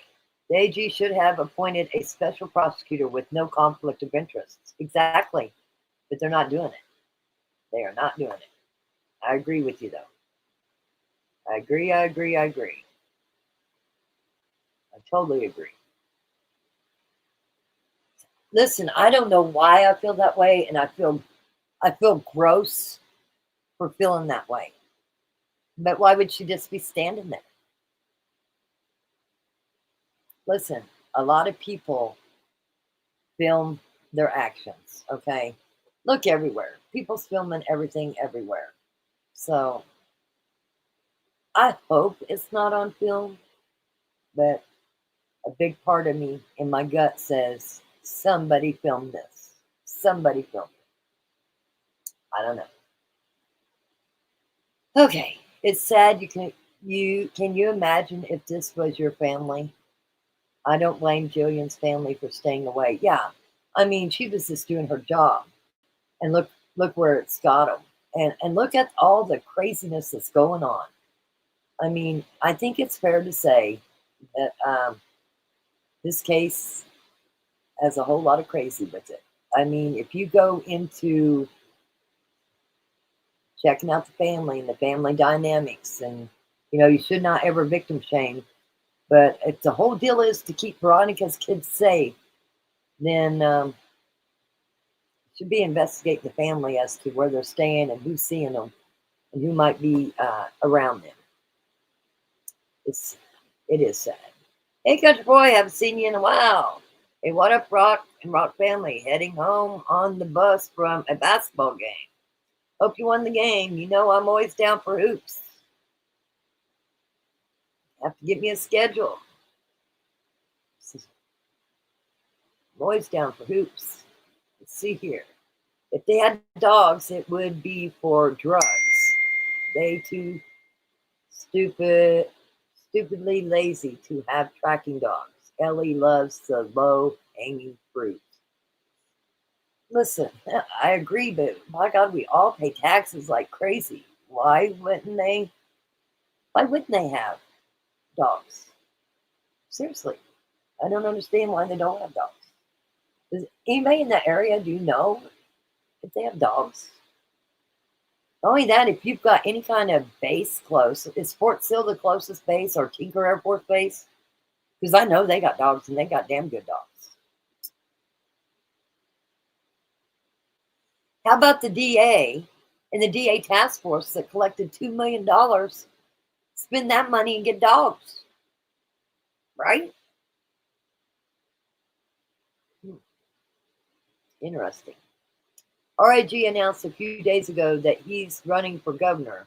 So now should be a good time to bombard his office with body cam and other questions about this case and all corrupt Ellie in the state. Listen, girl, or I assume you're a girl because it says cowgirl. I've said this for over 8 months. I've said that. It was election year. Presidential election year. I've said that 1,000 times. 1,000 times. That's true, Rock. Now is probably the time to write the Attorney General and of the USA NAG of Okie dokie. I will write my letter. I'm serious, guys. But it can't just be one person. Everybody's got to do it. Hello, Rockers. Just got home from my grandson's play. He did great. Awesome. Congratulations to him. I was told that PD has at least one dog. Well, okay, one dog would have helped. Okay? It would have helped. That is so great to hear, Nona. Proud Nona. No, we lost in the first round. Oh, that sucks. Lost in the first round of sub-state, but we are already looking at summer games. I'll definitely let you know. Absolutely. I don't know where I'll be, but I'll try to be there. And since you're on here, Outlaw Nation, my guys that I know you like, are coming to Oklahoma. June 24th for 4 days. I'll make sure I put I'll send you the flyer. But yes, they're coming to Oklahoma in June. Just south, it's close to Ada. I can't remember the name of the town at the moment while I'm trying to think about it. It's $100 for all 4 days. I plan on taking the bus and the pop-up camper. So it ought to be a lot of fun. Great music. So, Girly Girl says, should our taxes are busy buying condoms. No time for important stuff. You're probably right. You're probably right. Now, let's go to, I want to pull up something.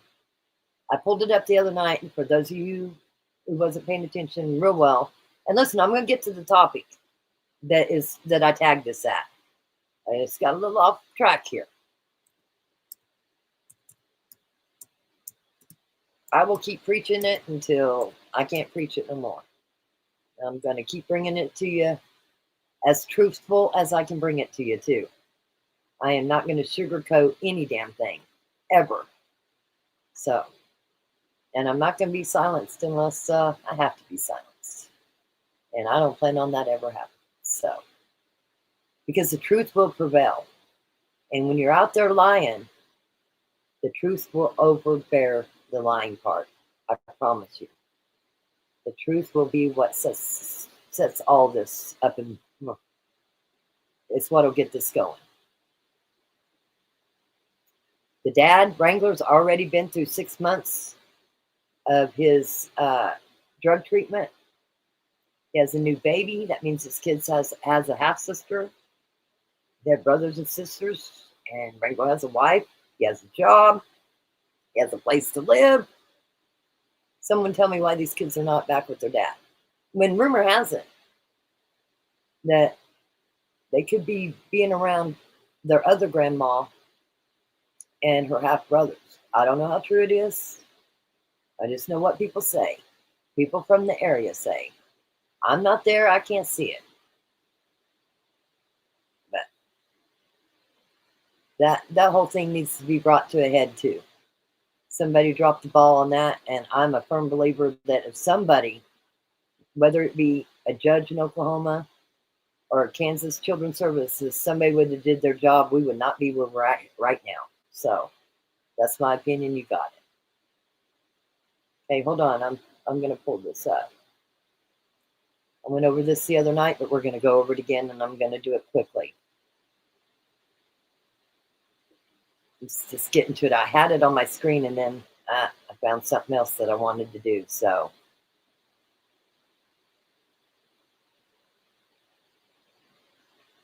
okay.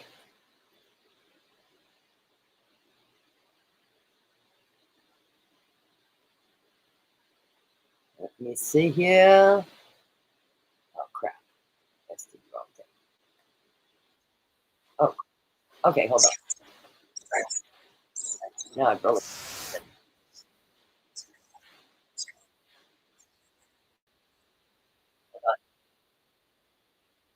Hold up. Okay, now it finally went big again. Okay. Melanie Little. We went over this the other night, but I'm going to skip to different things. Because there's just different things I want you guys to see. So we're going to go to a couple different things. First, we're going to go to this jackass. Like, who made this guy the spokesperson? It's just unreal. Please make sure you go see Melanie Little, because this is being brought to you from her. Okay. This is where I originally saw this case too myself. So, with that said, let's just share it and go on.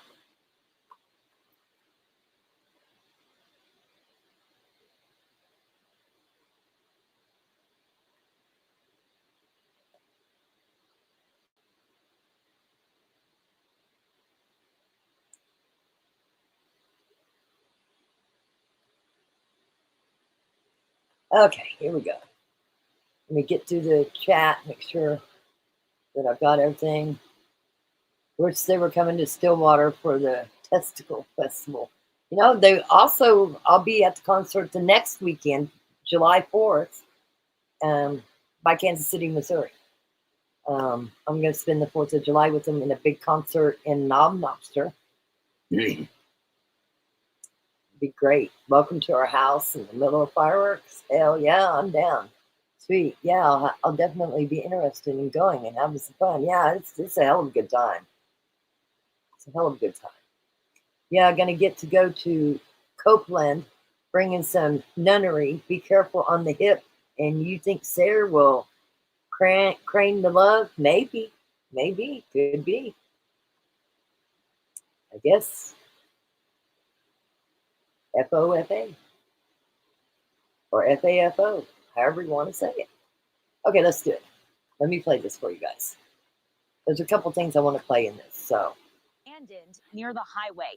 Today, a school not far from where these women were headed put on lockdown. The superintendent telling parents there are still so many unanswered questions. And for that reason, students today were kept indoors. Doors stayed locked and extra security was called in. The Oklahoma State Bureau of Investigation and local authorities today working to find these moms now missing since Saturday, calling their disappearance suspicious. As of right now, as the investigation continued, when we were requested, we are unsure where these women are or what happened to them. That unknown is what has created it suspicious for. Let me show you guys something. And Melanie's going to talk here. Look at the date on this. Same guy that talks about after the arrest. Okay? Same hunter. This was done on April 2nd. So they had Granny's phone for a day. Okay? They had Granny's phone for a day. Let's hear what Hunter's got to say. Because he's never got anything good to say. He just drives me crazy. Oklahoma State Bureau of Investigation, they gave a little bit longer of a interview today to a local station, which I'm going to play for you in a few minutes. But when he says something like that, like, we have no idea, that's concerning to me.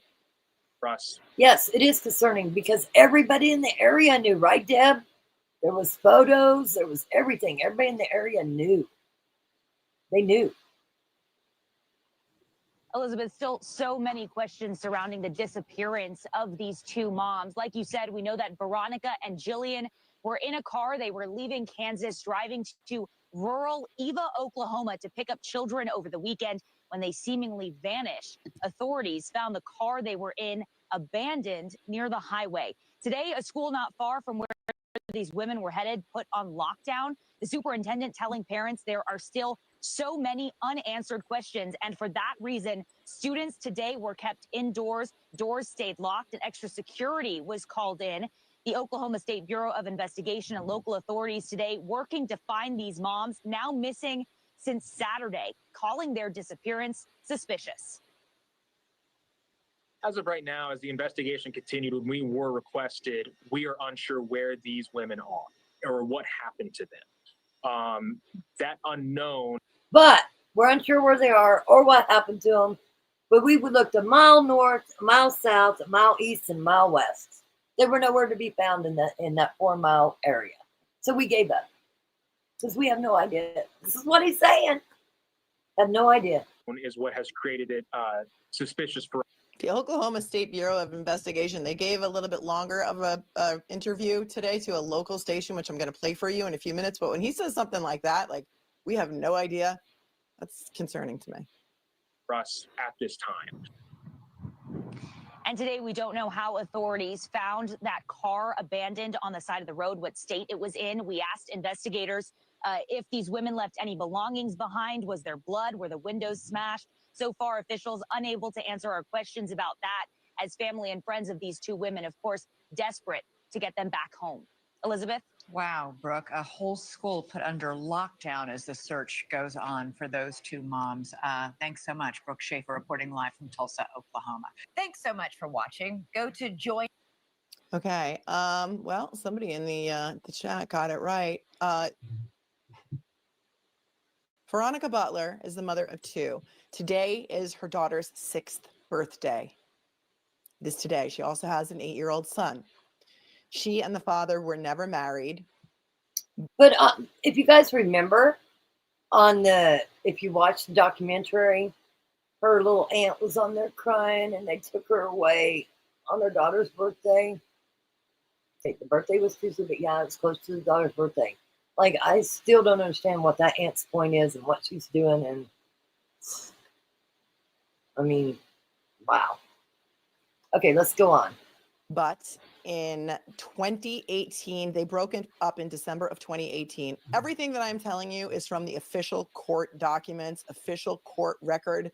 None of this. Okay, because I love Melanie so much. Like, I think she was a great lady. I'm going to skip to some things. Please go watch her channel. I put the link in the side. Please go watch it. But she was like me. We got the original documents before they were sealed. And I'm just replaying something that she has played. They're back on April 3rd, which by law she could play. But she says something here, and I want you to keep that in mind when I show you. Right now, she's asking people in the chat, to tell her where Four Corners is, where El Road is. She's saying a lot. But this right here, we're going to get to it in a second, but I'm going to go ahead and play it because I want you to listen to it and listen to it good. Yes, we should drive to Oconto. Hey, I passed that town. I know where that is. Okay, so with that said, please pay attention to this. It's very important. If you haven't listened to nothing else, listen to this. Because there's been a lawsuit filed with a wrongful death. There's been what they say was allegations that SA. We'll go further into it. But the Children's Services of Kansas did a report that substantiated 3 claims. And if you're not familiar what substantiated means, it means they found that there was SA done. Okay? Guilty. And then somebody dropped the ball. I don't know if it was the judge or the state of Kansas. I don't know. But somebody should have pursued it because, in my eyes, we would have never been to this part right here if it would have been pursued. But listen to what she has to say. Because this is how curious I find this.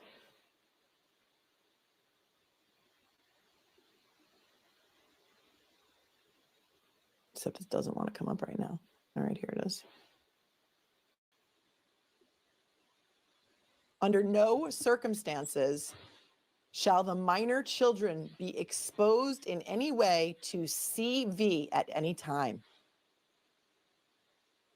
CV. Who is CV? And why Four Corners? Are they going to try to sue the lawyer, Melanie? I mean, come on. She came right out with it. Here it is. Under no circumstances shall the minor children be exposed in any way to CV. It looks like Christine Larson, the district court, signed this. Signed it. Trading Post. Thank you. Thank you, his old lady. Okay, we're going to move on. But just so you saw that, I'm going to play it one more time so she reads it to you one more time. It's coming from her. Under no circumstances shall the minor children be exposed in any way to CV at any time. CV. Who is CV? And why? Four Corners Trading Post. Thank you. Okay. So I'm just going to go a little slow here. Here. Thanks, C-Girl. I'm not. There's Lauren. CV is. Okay. Must have been some sort of allegations against him, I think, in the past. And Veronica Butler, for purposes of the court-ordered supervised visitation, there are a lot of things that I could not find, like why there was all of a sudden supervised visitation when it had been pretty amicable before. Are the children missing? I don't know. I believe that. Oh, hi, Lauren Conlon. Hi, Lauren Conlon. I was reading your Twitter, and it was very excellent. And that's what got me going in the rabbit hole. I was reading the entire court file today. Veronica's brother is CV. Okay, thank you. Thank you. That's who CV is. Okay. Must have been some sort of allegations against him, I think, in the past. And that's what Lauren says, who abused one of the children. This just keeps getting creepier and creepier. Thanks, Seagull. Yeah. They love Lauren to death, and Lauren said all this way in the beginning. Talked about Veronica's brother, said the brother abused one of the children, but I'm the bad person because I tell the truth. Good job, Lauren. I like Lauren. I didn't realize she was on this from the very get-go. Good for her. But now you guys know. Okay? Now you know. Okay, we're going to skip over that. I just wanted you guys to see that. We're going to go ahead and go to another interview. Okay, here's Wrangler's thing where it says that he had to go to rehab for 6 in prison months. for not more than 2 years or both. In consideration of such release, I hereby agree to appear in person in said court within 72 hours of release or departure for any reason from inpatient treatment at Salvation Army in Oklahoma City. We're going to look at that in a second, but that it appears to be some sort of... Okay, I'm just going to tell you, he was offered that. He left on the 22nd, straight to Salvation Army. He did his 6 months.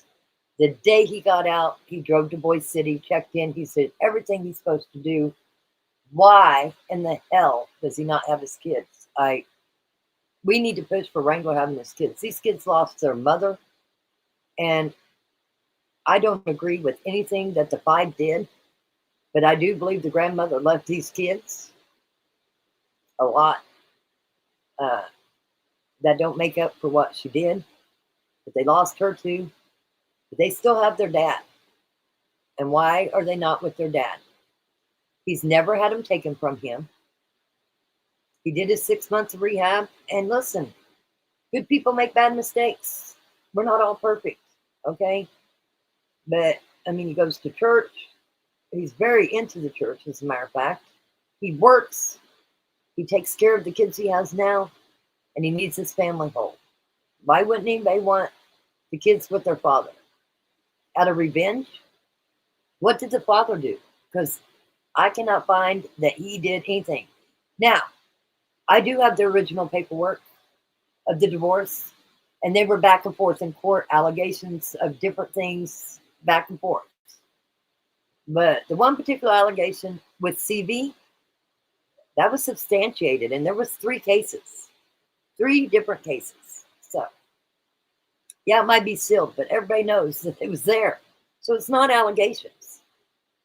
And then we're going to go into that a little bit more here in just a minute. So let's work camp / I'm trying to get through this before I go to the chat. Melanie's fired up. Leave it. That's horrifying. I submit to you that high-functioning alcoholic is an oxymoron. An oxymoron. But yeah, it's insane, right? So let's take a look at there was a local station in... Okay, here we go. Let's start here. Missing, we'll bring them up here real quick.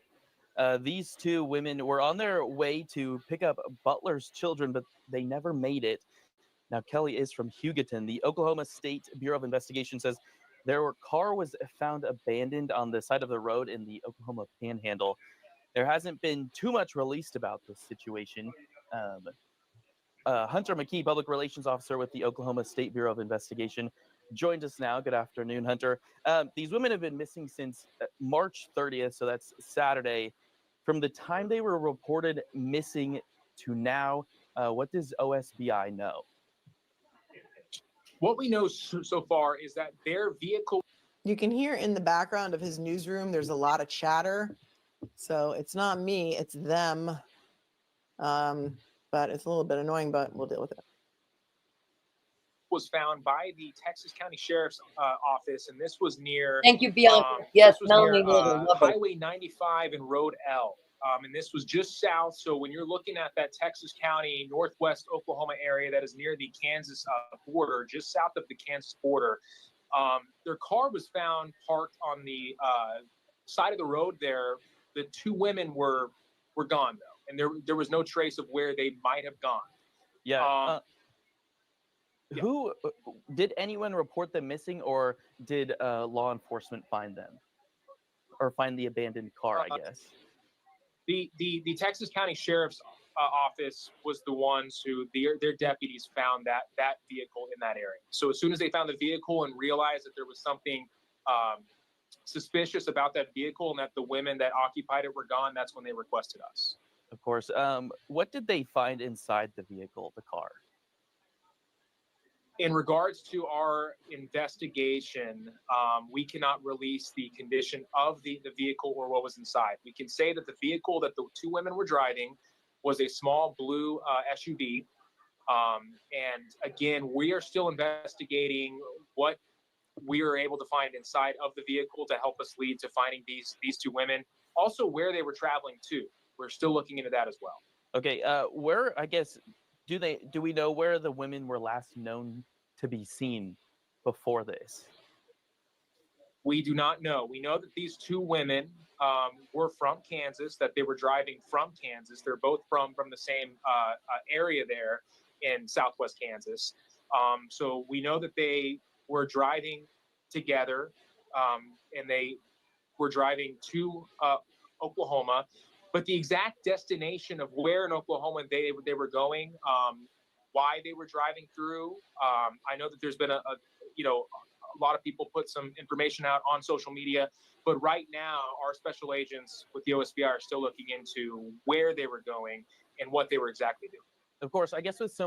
Why is it that I know and you know that they were going to Four Corners? How do we know that and they don't? He's keeping it really close to the vest on this. I mean, we just looked at the court order that says where they have to do their custody exchanges. Aren't they like FBI? Oh, this is, I guess, their state bureau of investigation. It's not federal, but so do we compare them to like MSP, like the Massachusetts State Police? Is that the same sort of, on the same level? We know where they were going and we know why they were going there. I don't know why they're keeping it so close to the vest. It could help. It could help find these women. So much limited information from the Oklahoma State Bureau of Investigation. Why are they considered endangered missing persons? Well, this is a very, very rural area of northwest Oklahoma, as we've said before. And when you have a vehicle that you know was occupied by these two women, parked along the side of the road, and they're both gone, it's extremely concerning. And so when you don't hear from them since Saturday, like you had mentioned, it's something that we're all, obviously aware of, that there's a lot of concern, and there's a possibility that they can be in danger because nobody knows where they went. Of course, so that's kind of leading up to it. And of course, as you mentioned, the rural. Well, they could be in danger because nobody knows where they went. I think there's a little bit more to it than that. Listen, I'm not, I'm not an investigator. I'm simply an attorney with many, many, many years of experience. But if you want the public's help, I think you need to throw them a little bit of a bone. Area. So is there any suspected foul play at this time? We can't confirm that there is foul play at this time. However, again, with their vehicle being parked along the side of the road, with nothing else being around there, and the women are gone, it's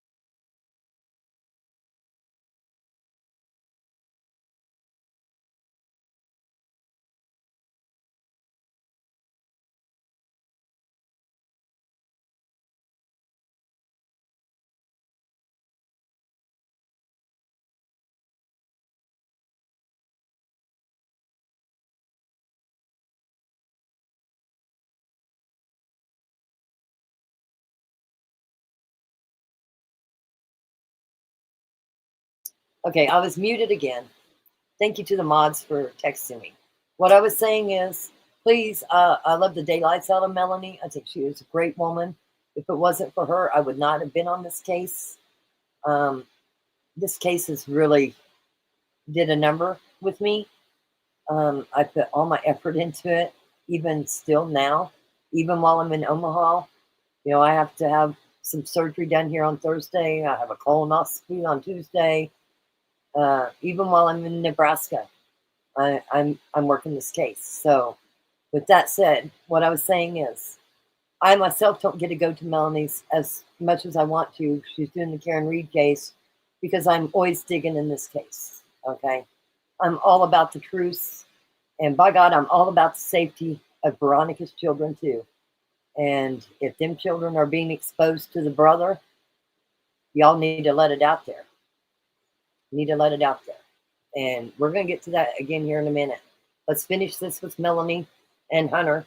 Because listen, where'd they get this guy? I don't know. I love law enforcement, but I mean, he totally contradicts himself, in my opinion. That's my opinion. So. And when you have a vehicle that you know was occupied by these two women, parked along the side of the road, and they're both gone, it's extremely concerning. They're gone. They're gone. But you looked a mile north, a mile south, and a mile east, and a mile west. Sufficient? Is that sufficient to you guys for looking for two missing women? And then a bolo went out, but the bolo didn't go out till, I want to say it was like 6:30 at night. This is 10 o'clock in the morning. Well, I don't understand. And so when you don't hear from them since Saturday, like you had mentioned, it's something that... Since Saturday. You ain't heard from them since Saturday. Veronica's glasses are on the ground. There's blood. There's a hammerhead there. But the public's not in danger. You've got Granny's phone since the 1st. This is the 3rd.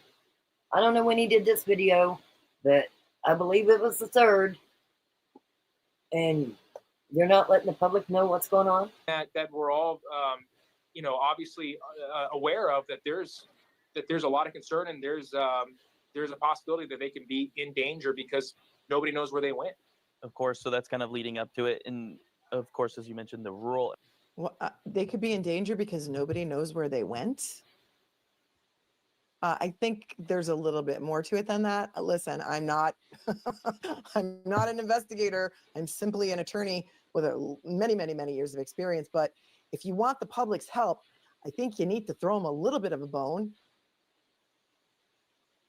Area. So, is there any suspected foul play at this time? We can't confirm that there is foul play at this time. However, again, with their vehicle being parked along the side of the road, with nothing else being around there, and the women are gone, it's something we are. Let me just put it this way: all possibilities are on the table of us investigating what may have happened in these women. Of course, I know that since OSBI hasn't really confirmed where they were going, but on social media there's been, they were going to get their butler's kids. Do we know? Have you guys had any contact with her kids? At this time, we've had contact with several people that knew both of these women and had contact with them in the hours and days.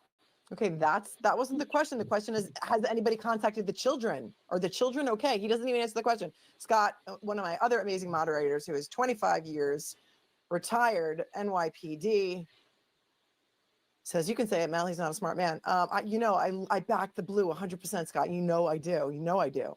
But like, what? Just let everyone know that the children are okay. That's what everyone wants to know. I'm concerned about the children. Let's take this back a second. At this time, we've had...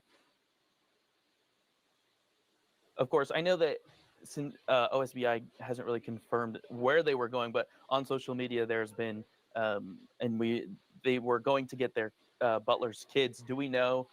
Have you guys had any contact with her kids?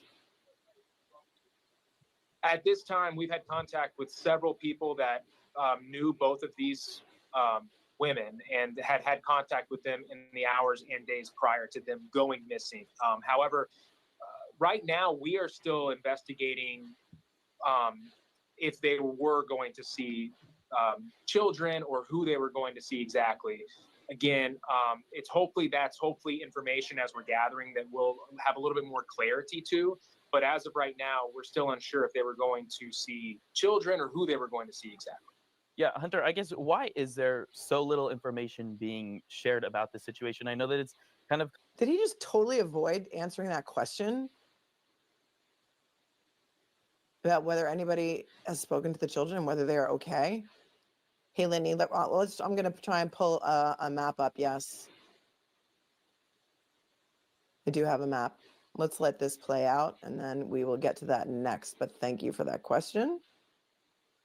And thank you for the intersection of Highway 95 and Highway 412. All right, we'll do that on the Google Earth next. Let's let this play out. Causing issues for that rural area of the Panhandle. We understand that people are very concerned. People want to know what has happened. I mean, these two women, the people that you speak to, this obviously is not normal. Not only is it normal for them, but it's not normal in that area for a car to be abandoned and two women to just vanish.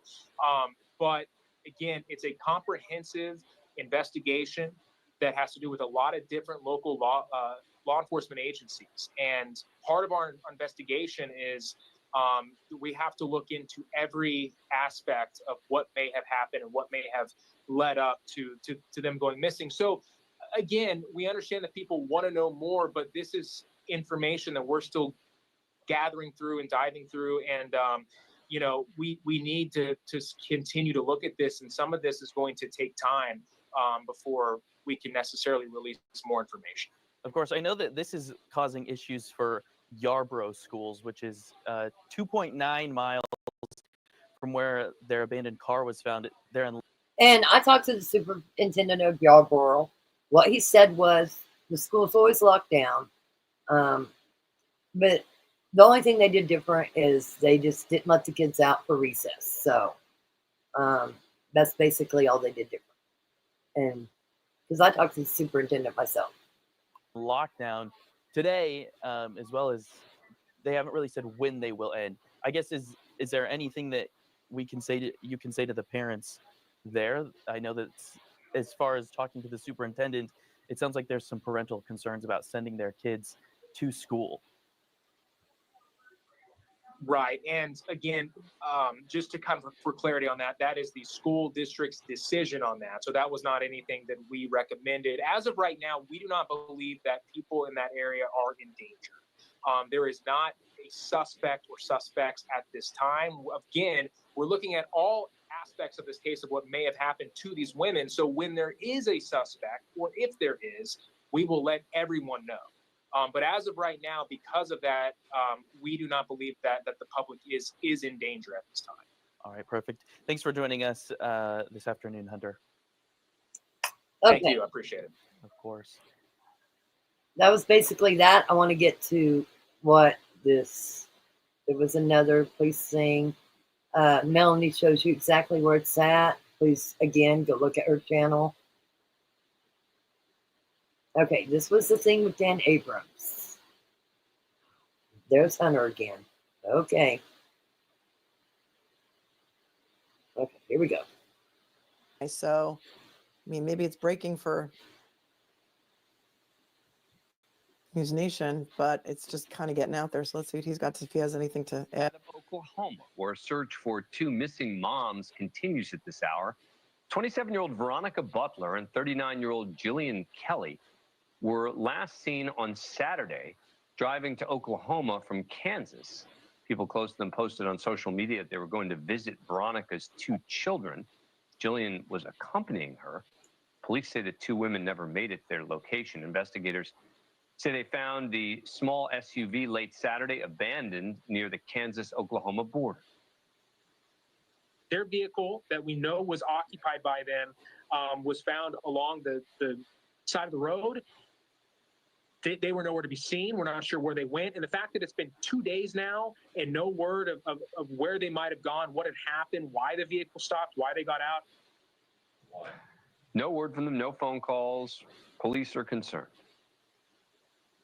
There are no suspects or persons of interest at this time. We cannot confirm that there was foul play. However, we do believe that these two women are in danger. Joining us now, former FBI Special Agent Bobby Chacon. All right, Bobby, we have limited information. Oh, Bobby Chacon getting on News Nation. Love me some Bobby Chacon. So we do think they're in danger. Isn't that what he just said? Let me just take that back for a second because I got sidetracked and I wanted to hear what he said. He's not saying much more than he said today. We're gonna skip it because we already heard it. But I want you to hear what this detective says and how things should be handled. Okay, let's back it up right here. What do you see in here? Well, I could be wrong, Dan, but it looks to me like an abduction. Now, the only question then becomes, is it abduction from somebody they know, or was this a random opportunity? Somebody saw two women traveling alone in a vehicle along a deserted stretch of road or a rural stretch of road, and it was an opportunity crime. But I would have done I hope they did an exhaustive search surrounding the area where the vehicle was found. What? You would hope they did an exhaustive search? Really? Oh, not in the Panhandle. They're not going to do an exhaustive search. Are you kidding me? They went 1 mile every way, north, south, east, and west. That's the exhaustive search. So there you go.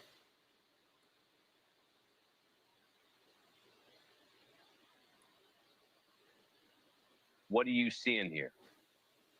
Well, I could be wrong, Dan, but it looks to me like an abduction. Now, the only question then becomes, is it abduction from somebody they know, or was this a random opportunity? Somebody saw two women traveling alone in a vehicle along a deserted stretch of road or a rural stretch of road, and it was an opportunity crime. But I would have done, I hope they did an exhaustive search surrounding the area where the vehicle was found with dogs and drones and whatever. And then the standard investigation of talking to friends, family, coworkers to see if either of them had a beef or a dispute with somebody, either a personal or financial. And you're looking into the backgrounds of each of them to see, but it certainly looks like an abduction to me. But one of the first things I think you'd want to know is, were they having car trouble, for example, right? Meaning, did they stop and something happened, or did they pull over? I would think if they'd had car trouble, the police would have said that, right? Sure, and then why wouldn't one of them just get on the phone and call somebody? I think that I would also look to see if there's any damage in the car, because often when people want to get somebody to stop or pull over, get out of their vehicle, they kind of come up with one of these fender bender things and to get them to stop and get out of their vehicle, and then the abduction takes place. So I would look very carefully at that car, whether there was any damage, even slight minor damage. You have to really look carefully at that car is a crime scene right now. Was any of their personal belongings scattered around the car outside or something like that? And one of the other things that I still don't. And if you remember, Veronica's glasses were by the car on the ground, and Jillian's purse with a gun clip in it was in the car. So there was personal belongings left behind. So I imagine it's regular glasses, and Jillian's purse was left behind. No, what we're going to hopefully find out is that there was a report that they were going to a supervised visit with the kids. I don't know exactly what that means, but that could be another potential thing to look into. Well, he's going to tell you. He doesn't. Dan Abrams does not know what supervised visitation is. Did he really just say that?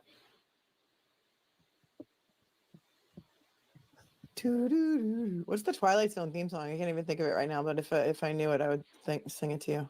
Yeah, so of course, a supervised visit means that that parent does not have, custody of that child or to be alone with that child if it's a supervised visit. So you'd have to look into why that situation exists as well. Thank you for watching.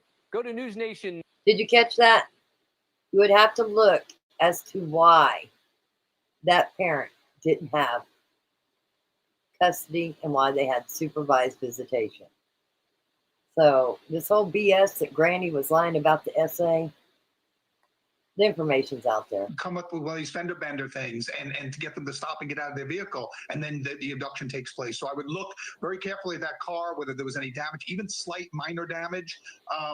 You have to really look carefully at that car is a crime scene right now. Was any of their personal belongings scattered around the car outside or something like that? And one of the other things that I still don't know, we're going to hopefully find out, is that there was a report that they were going to a supervised visit with with the kids. I don't know exactly what that means, but that could be another potential thing to look into, right? Do you see what somebody put on here? Just for argument's sake, this is from Melanie's channel. Listen, I have this where I could have pulled this up, but I wanted to do it from Melanie's channel for one. Thanks, Melanie, for sending me down this rabbit hole that I just can't get out of. But the person says, just for argument's sake, guess they could have wandered into dry countryside, be lost, and therefore in danger. I bet no foul play, but that BSLEPR double talk. Hunter, just talk about Hunter, whoever's in the chat. He doesn't, Dan Abrams does not know what supervised visitation is? Did he really just say that?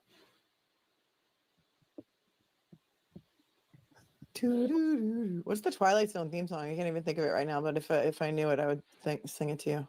Yeah, so of course, a supervised visit means that that parent does not have, custody of that child or to be alone with that child if it's a supervised visit. So you'd have to look into why that situation exists as well. Thank you for watching.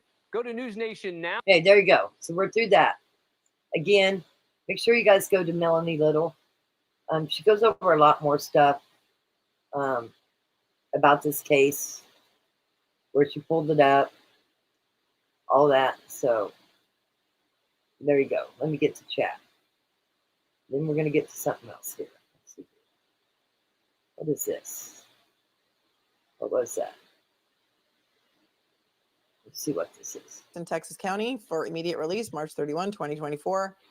On March 30th, the Texas County Sheriff's Department requested the Oklahoma State Bureau of Investigation to investigate the suspicious disappearance of 27-year-old Veronica Butler and 39-year-old Jillian Kelly. Their vehicle was found abandoned near Highway 95 and Road L, south of Elkhart, Kansas, in rural Texas County. I just removed that. OSBI special agents, along with local law enforcement agencies, are currently working to locate these individuals. Anyone with information regarding this case is asked to call the tip line. It says the OSBI would like to thank the Texas County Sheriff's Office, Oklahoma Highway Patrol, and several other local agencies for assisting us with this case.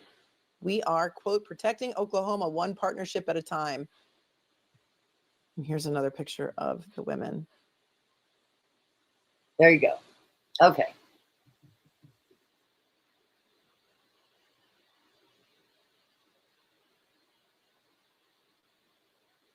Okay, we're done with that.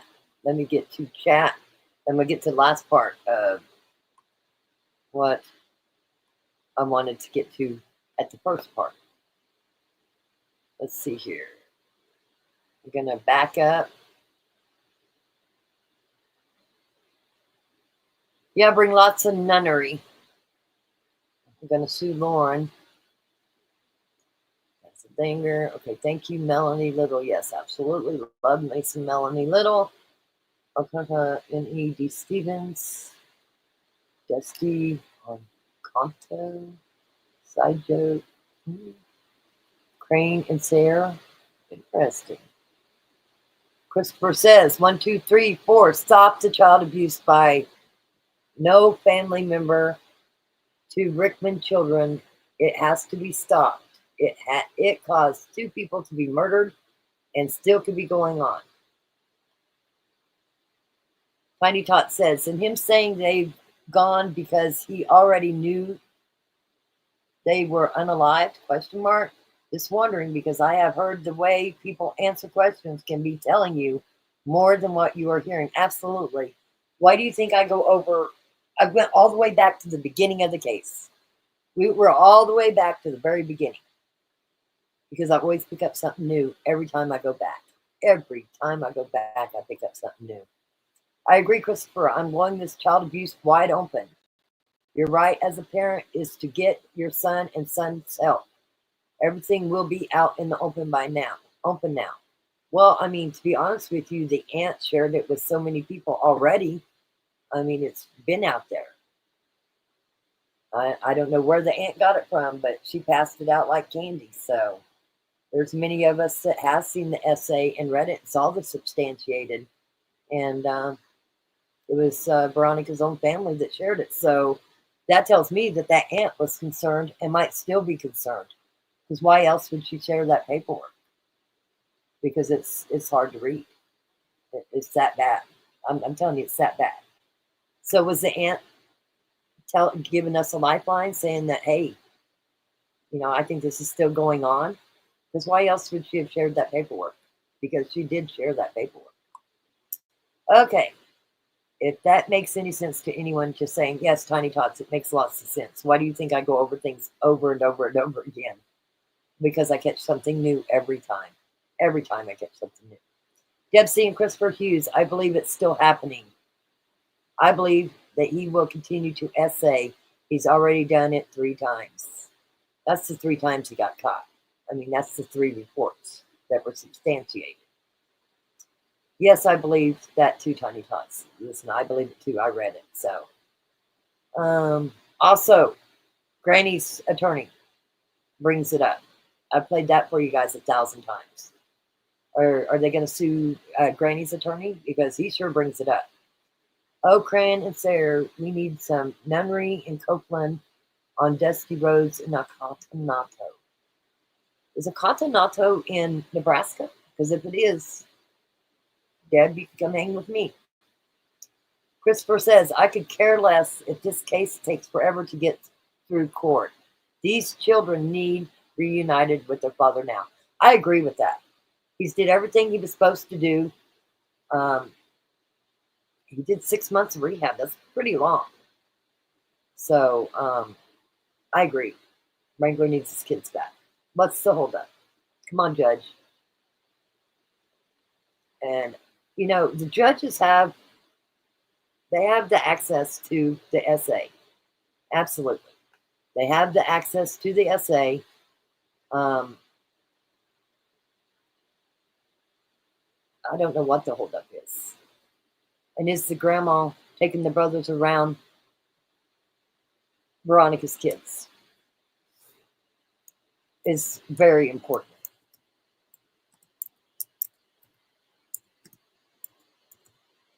It's very, very important.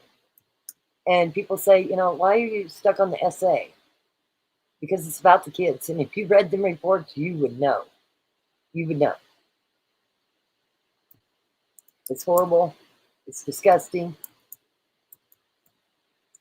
Is the mom going to go around and sue everybody because they talk about the essay? Well, I don't know. Tell me.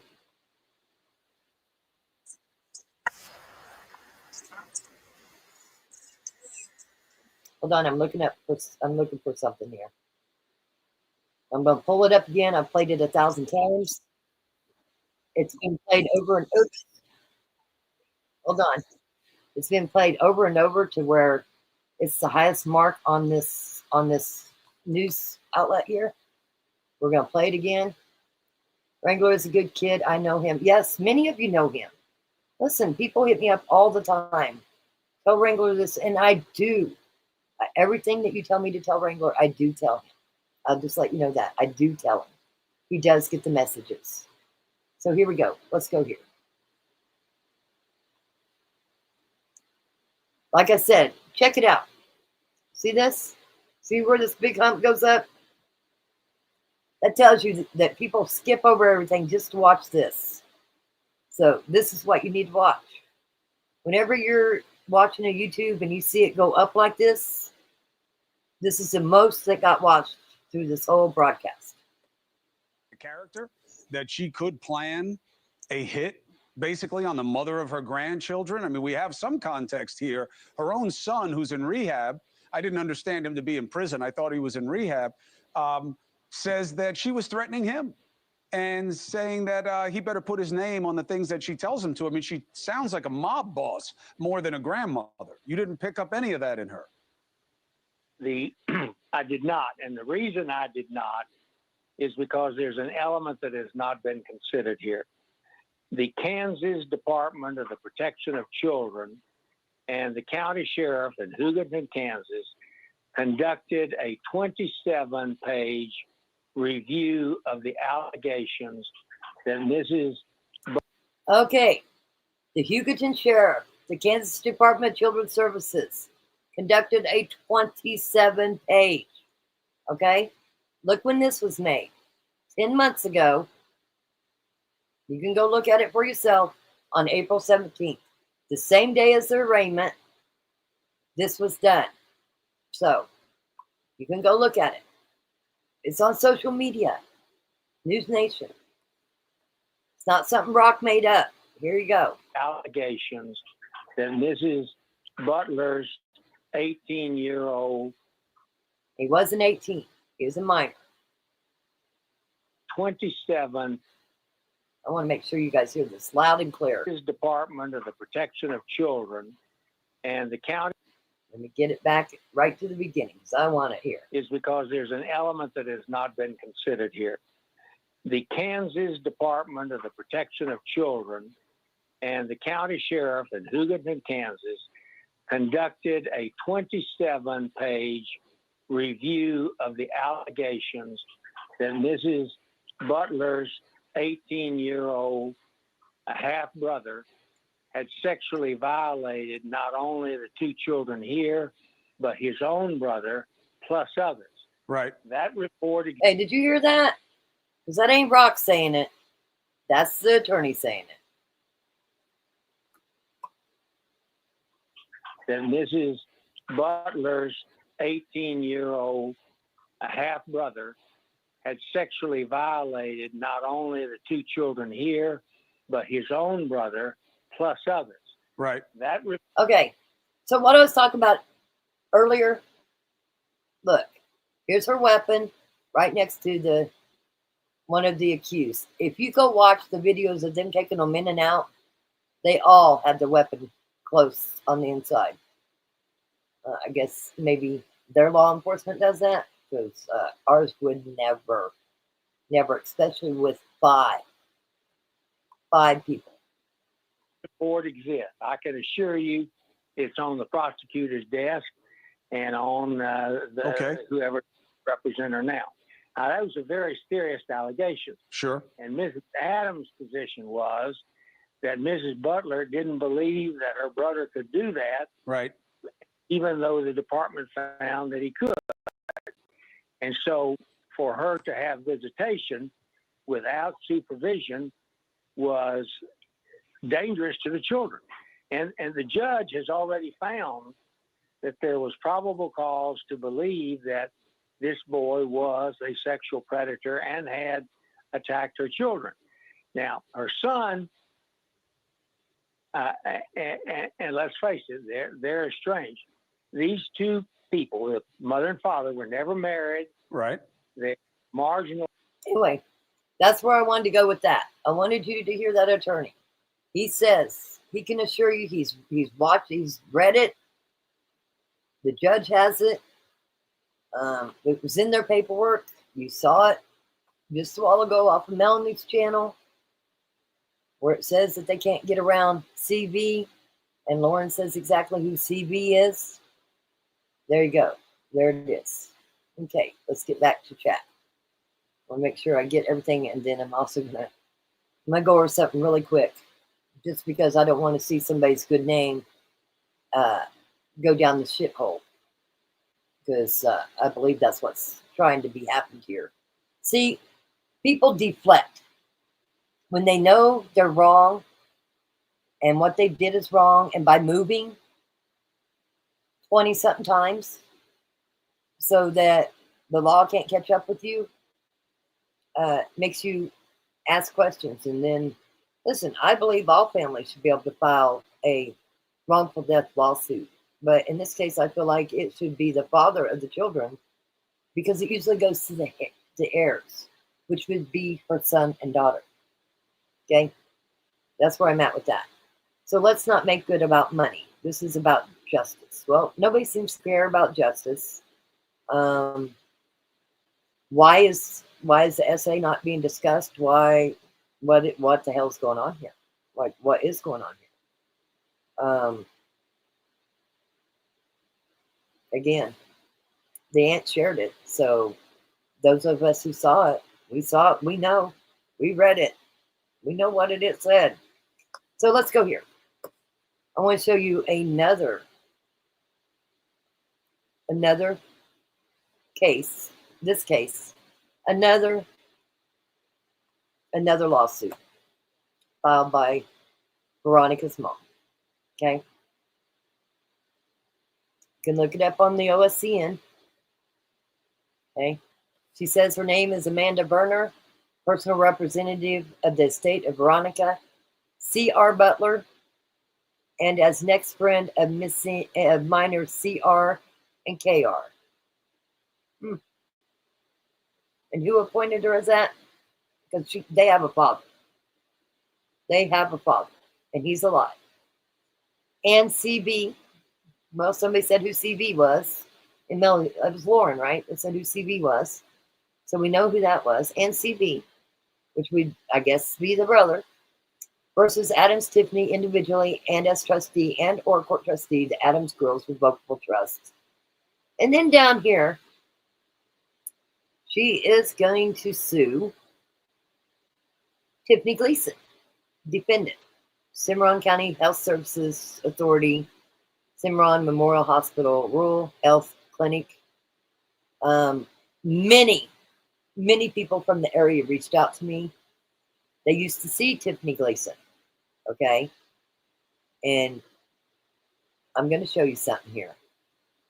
This was filed today, or this was filed yesterday. Let's pull up the PDF, because I'm going to show you something. And it'll be the last thing I show you, I promise. After I clear this lady's name. Tiffany Gleason. They said they served her in Ark City. Who knows? And they're going to sue the hospital, whatever. But let's go down here. Plaintiff Amanda Butler Berner is and at all times relevant to year 2, a Kansas resident, and the natural mother of CB, the next friend of CR and KR, and the personal representative. I think the next of kin would be the father, but anyway. Defendant Tiffany Adams. She's saying Tiffany used her. I'm going to make it. You can go look it up. Tiffany Adams, because she was a board member, got the hospital to have somebody that wasn't qualified to see the children. Basically saying that they went against HEPA laws, that Granny is the one that approved this lady to see the children, which I know that Wrangler knew that the kids were going to see this lady. And it goes down here to say, Veronica C. Butler was a mother of the 2 minor children, CR and KR, with Wrangler Rickman, who's still alive. He's still their father. Okay, now that we got that out of the way. We're going to kick on down here. There was bad custody battle. We've seen that. We know that. On May 5th, 2021, after a 2-day trial, Veronica was awarded full custody. Other things happened. If you see the case, you would know. But it's under seal, so just know that the judge did take the kids, give them back to Wrangler, and also put stipulations that, oh, you guys can't see this. I'm just now seeing that you can't see it. Let me add it. Let me share this. Sorry. It always does that. Okay, now you can see it.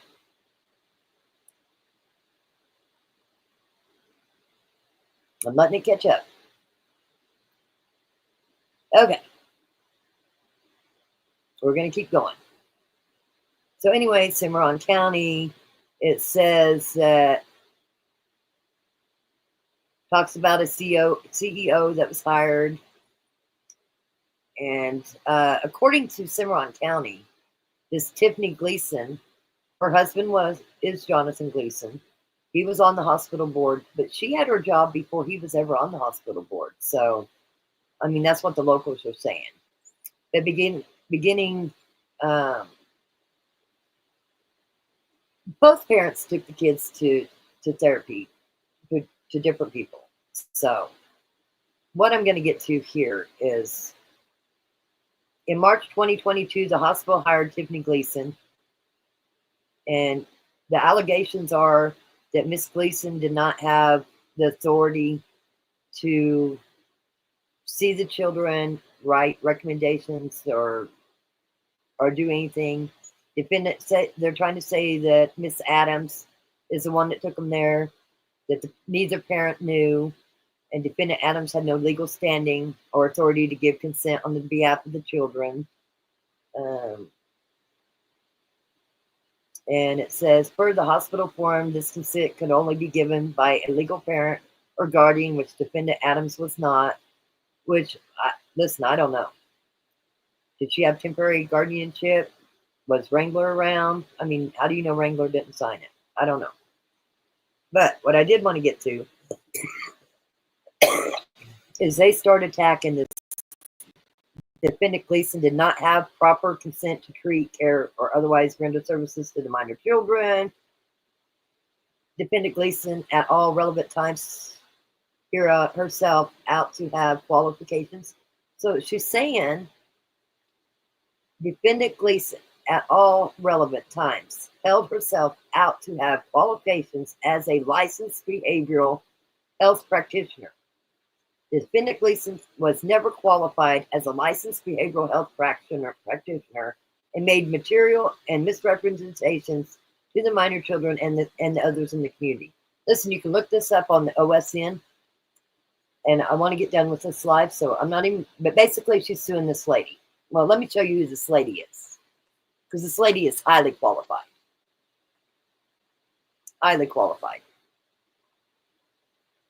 Just so we have it all out there. I know at least 3 people that saw this lady themselves that live in that area. That's the only reason I even know that she's highly qualified. So let's just pull it up. Okay. Tiffany Gleason, here she is. She's a psychotherapist, okay? She's a psychotherapist.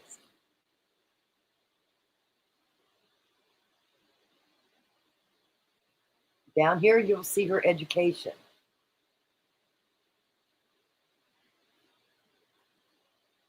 Tiffany Gleason is a licensed clinical social worker in Oklahoma who has been practicing since 2021. She has a Bachelor of Science with a minor in psychology from Utah State University and a Master's of Social Work from University of New England. Tiffany treats each client as an individual. She uses the knowledge from evidence-based practices and the individual background to tailor each treatment for the individual. I mean, my God, she's got a Bachelor in Science and she's got a Master's in Social Work. And you're saying that don't qualify her? I mean, I'd be careful what integrity you're getting there, because she's got the education. This lady has the education. She's still practicing as of today. But she was practicing clear back in 21, and it says these kids were seen in 2022. And how do we know that Wrangler didn't approve for him to go there, is what I'm saying. Don't be attacking somebody's job. Like, she's a psychotherapist. She's got the qualifications. It shows her qualifications. Again, there it is. A Bachelor of Science with a minor in psychology from the state of Utah. Okay? Master's of Social Work from the University of New England. Qualified. Bam. She's qualified. And she's on so many sites. Just Google her. This lady has tons and tons of experience. She's everywhere. You look up her name and she comes up in all of these. So, just so you know, she's not a nobody. She's somebody that has a lot of experience. Now, let's go back. Okay, back to that. I believe it's still happening. Yes, I believe that too, Tiny Tots. Need some Nunnery. I could care less if this case takes forever. We did that one. I agree, Christopher. So, SA is disgusting, yes. And listen, I don't deal well with pedophiles, sexual offenders at all. I don't think there's any medicine they can take to get them well, but that's my own opinion. So, I believe that everything should be in the best interest of the kids. I'm not understanding any of this. What is going on? You know, are the kids being around this so-called uncle? I mean, there was this Thanksgiving and Christmas. Did the family get together? Because I heard they did. Heard the family was together. I heard the kids were around him again. I don't know. I can't verify it, but somebody else can verify it. And let me tell you something. When you're under oath, in the court, under oath, you better not lie. Because if you lie, you're going to get perjury and you're going to be right there in jail with the 5. That's how I feel about that. Beach Baby says, let's not make this about money, people. This is about justice. Absolutely. I agree. And listen, I don't think any of the 5 should get plea deals. And I think there's more involved. But I've thought that all along. That's just my own opinion. So take it for what it is. 100% Beach Baby. Too many people trying to make money off of the deaths of these women. It's disgusting. Listen, I have to give all the praise in the world to Heath. He saw all this fuckery going around and he went the other way. You know what I mean? He went the other way and said, listen, I'm going to still serve the Lord. I'm going to take care of my children and I'm not going to be involved in all this craziness. What was the date on that? Absolutely no contact on with CV. Go look at Melanie's channel. You'll have to go look at it. It's in the paperwork. I think it was November. I think it was 2021. I think it was 2022, but I don't know. You have to go look at Melanie's because I'm not going to keep these poor people too long. Or we can look at it afterwards. The essay report. The essay report was. Give me just a minute. I'll tell you the date of the essay report. Well, there's 3 of them, so there's different dates. But the one that the aunt shared, I'll tell you the date. Give me just a minute. The one that the aunt shared was from 6/9/2021. 6/9/2021, and it looked like a pretty hefty investigation, substantiated. Let's see here.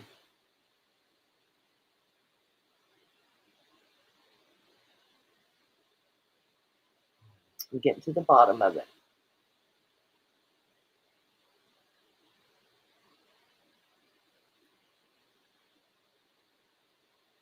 Okay. It was still going on in September of 2021. And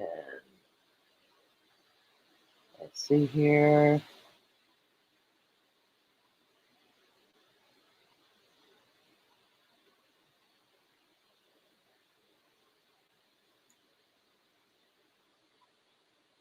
Trying to get to the bottom of the form. There's a lot of pages. I'm just telling you, there's a lot of evidence here. They talked to all the kids, both brothers.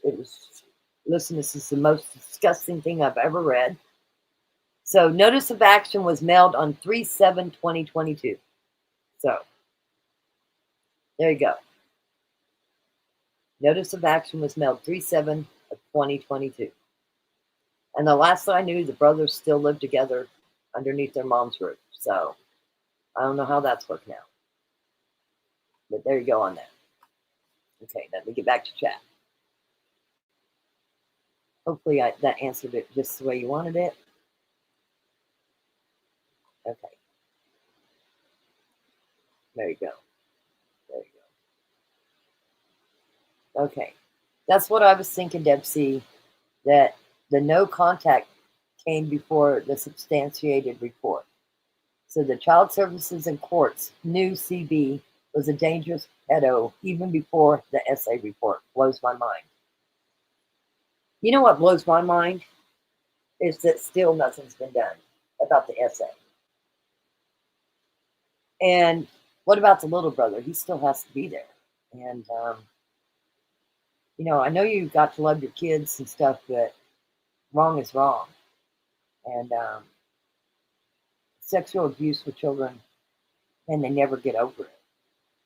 And several people have told me that once they found out about the essay, they just couldn't even with the case no more because they had been sexually assaulted as a kid and they've never got over it. So it's something that sticks with you for the rest of your life.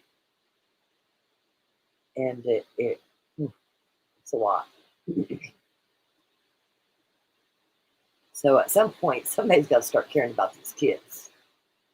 There's our Deb C, the digger. She is better than Bob the builder. Yeah, I'm telling you, me and Deb, we do some major digging. That's for sure. We all do. Listen, everybody on the team, Amanda, Nona, all of us, Tiny Tots, everybody digs because everybody does care. We want full justice for everybody involved with this. If there's more people, because I don't think God's Misfits just stopped being God's Misfits because these 5 got arrested. I don't believe that for a minute. I was not in court when, so I cannot repeat to you who Cora said was still Misfits, but supposedly in court she did mention names of more Misfits. So there you are with that. I just wanted to make sure that this Tiffany Gleason,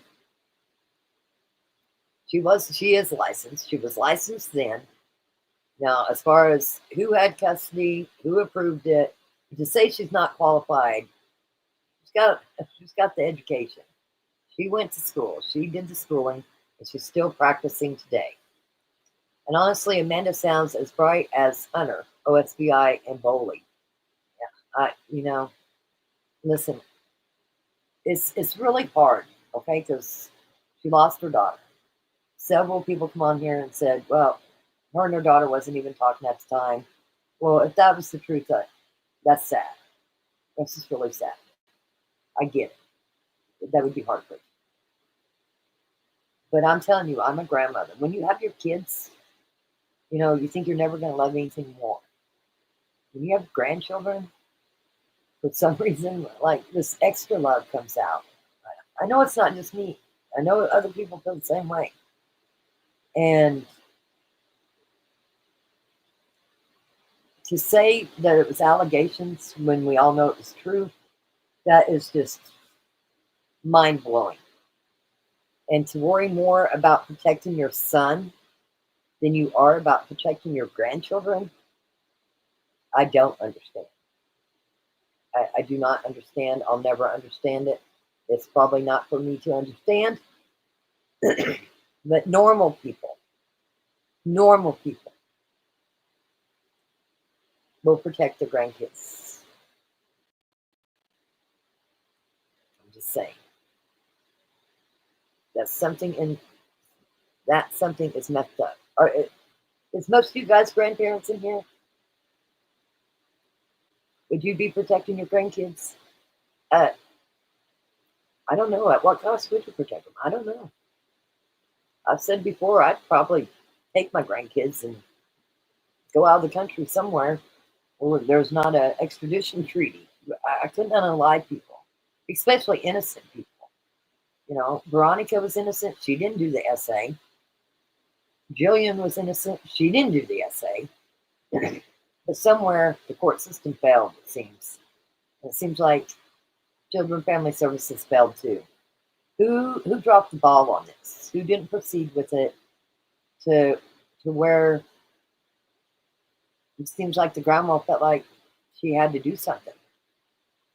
I'm not saying it's right what she did. I would never agree to that. I think it's totally wrong what she did. I also think it's totally wrong that the kids were SA'd and possibly are still being SA'd. So, sue who you want to sue. But you're opening a door up because people have a right to confront their accuser. And you think for a minute that them essays are not going to come out? I can guarantee you they are. And I can guarantee you there's plenty of people that was around when the aunt shared that, and she shared it to them. So she passed it out like it was candy. So you're really setting yourself up for something that, if you're about money, it might backfire on you, because I'm telling you, this Tiffany Gleason, I feel like she is going to turn it right back around. And yes, we all do dig together. You are jeopardizing her profession, and she's spent a lot of money to go to school. So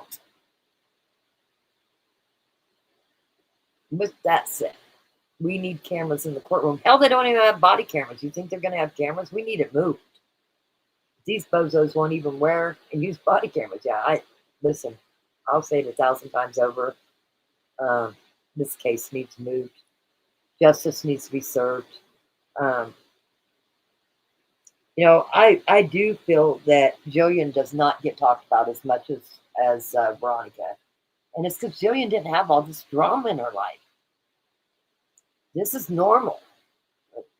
After seeing all the court papers and everything, it seems like Veronica's side, Wrangler's side, they were back and forth, a lot of drama. Jillian was just doing her job and got tied up in this. This is sad. It's sad for Veronica too. Nobody needs to be unalive for this, but also, if there's SA going on and this person wasn't taken out of the home and given the right care, which I don't know what care you can give to somebody like that. I really don't. So more than likely, the stuff is still happening. So, does stuff happen in the bathroom? Was there a case with one in the bathroom? I don't know. That's rumor. We don't try to do rumors here, but that is the rumor. I don't know how the mother can sleep at night. I get it. I would lay down my life for my grandchildren. Me too. I would lay down my life for my children, but for my grandchildren, I would take lives. Ooh, I don't know. That one's rough, but I get it. If I walked in and somebody was saying my grandkids, listen. A lot more people get sexually abused than people know, and they don't talk about it. And then when people do talk about it, it's pushed off to the side, saying it's allegations, and it never happened. What the 5 did, absolutely wrong. It's horrible.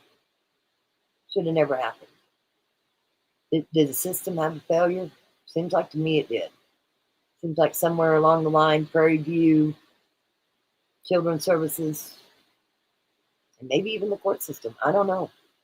Maybe the court system was waiting for the report back from Prairie View. But at a point, the judge gave supervised visitation for a reason. So that tells me the judge knows what was going on. And then people say that Granny paid off the judge. Well, I don't think so. I don't think so at all. Because that same judge won't hear anything from any of these people. She's recused herself. They have to bring a judge from Beaver to hear anything. Why do you think that is? Because of all of this. So I don't believe the first judge was on anybody's side with trying to do the right thing. And it seems like neither side was happy. So, Lollipop says, we're going on a year that these murders happened. You would think the child services would have been on this and made sure these kids are now taken care of carefully after courts failed them. Exactly. But they're overwhelmed. And then what they do is they sub it out to places like St. Francis. Just look it up. St. Francis makes so much money to put kids in foster care. There is holes in the system. It's horrible. We got so many foster kids that are missing. I know in Kansas, just not too long ago, they found a kid. This kid had been missing 7 years, and nobody knew it. And the kid was buried. When I was living in Wichita, our mayor, his grandson disappeared. And the mayor, he was the mayor for a long time, used to be the chief of police. And I know his son, and I knew the grandson. The grandson was missing. They tried everything in the world. Eventually, they was able to undo the cement on this new house that the mom rented. And the son was buried in the cement. It was Carlos. It was so sad. It was so sad. And that's somebody with power. Somebody with power. Was the chief of police forever, ran for the mayor. Was the mayor forever.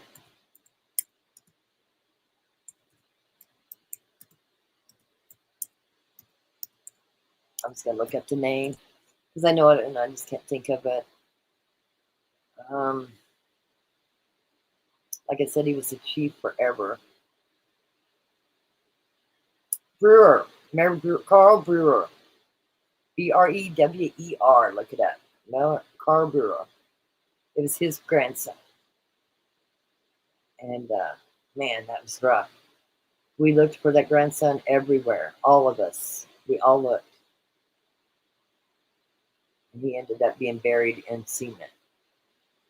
Just horrible. Horrible things. Horrible happens all the time. We as a community, as the public, we've got to do something. We've always got to do something.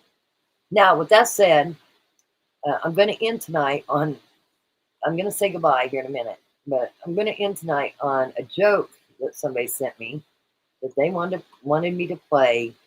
Hopefully you guys take it as a joke. They wanted me to play this song for you.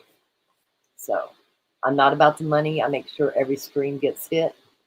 If this stream gets hit from me playing this, have a good night. And I'll be in Omaha till at least next weekend. But I will still try to go live as much as I can. Like I said, I have colonoscopy on Tuesday, and then on Thursday, I'm going to be going under the knife, getting some cancer cut out. So, but I'm good. Listen, I'm a survivor. I'm strong. I'll be all right. I don't know, but about drinking that stuff, you guys scared the hell out of me about drinking that stuff for the colonoscopy. So, I'm not scared about being put to sleep, being cut on, or being shot, but drinking something that tastes nasty scares the hell out of me. Okay, let me play this song for you because they thought that this would be a good song. And it's funny because they're law enforcement and they sent this song. It's just so hilarious. Okay, so it's from Jimmy Buffett. It's a remake. I want to make it here. Okay, we're just going to play it.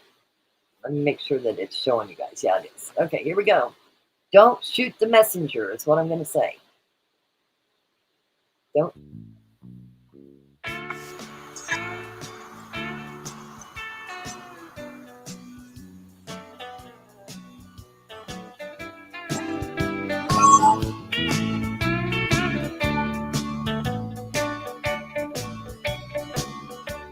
Well, I was driving down I-95 the other night, and somebody nearly cut me right off the road.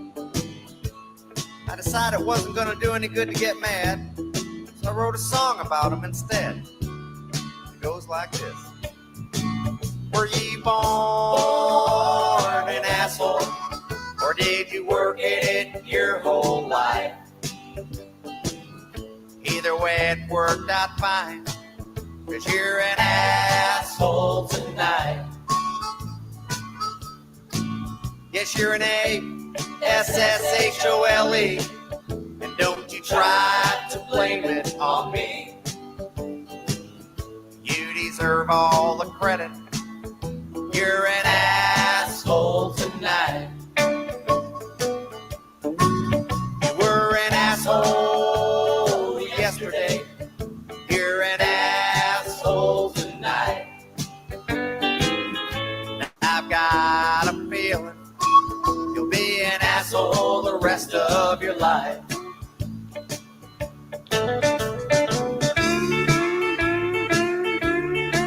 Had you guys ever heard the song? It's called the I-95 song. I had never heard it. I was asked to play it. But listen, I can be an asshole too. I know it.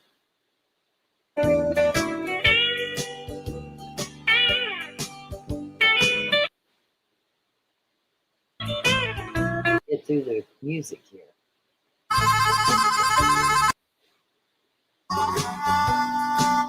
Trying to get to the words.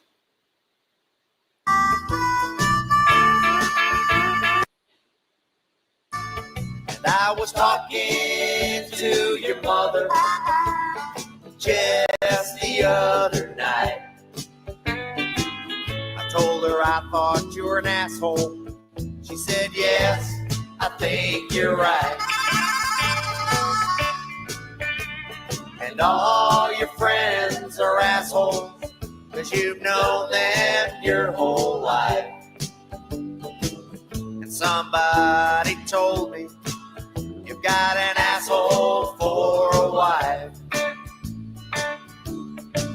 Were you born an asshole, or did you work at it your whole life? Either way, it worked out fine, 'cause you're an asshole tonight.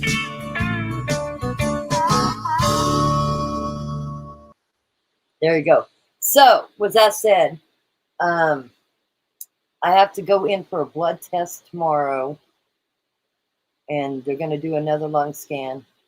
But I will tell you, I'm going to find some cool places. The only thing I know around Omaha is the casinos. So I'm not going to take you to a damn casino. Because for one, I love casinos, and I'm saving my money. So, with that said, oh, let me show you guys something. I want to show you guys something. Oh, crap. Let me see here. Let me see if I can find it. I love to gamble, but I don't ever go, and there's a reason. Let's see here. Car giveaway.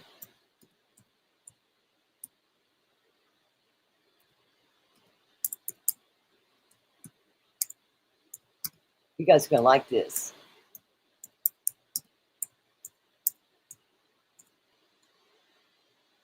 Okay.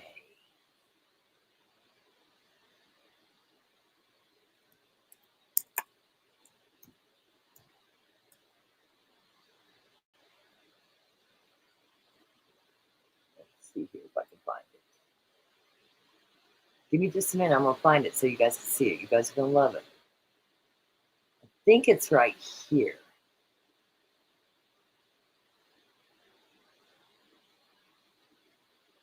Okay. I'm looking.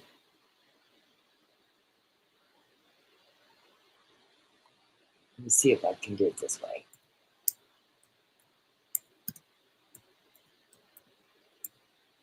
You guys will get a kick out of this.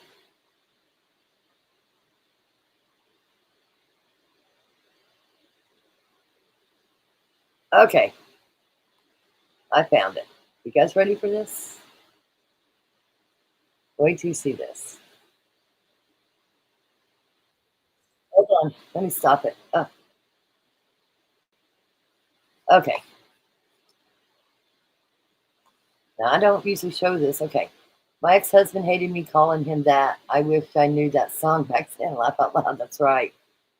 John Balby did a version with I-84 between Boston and Hartford called Assholes. I've checked it out.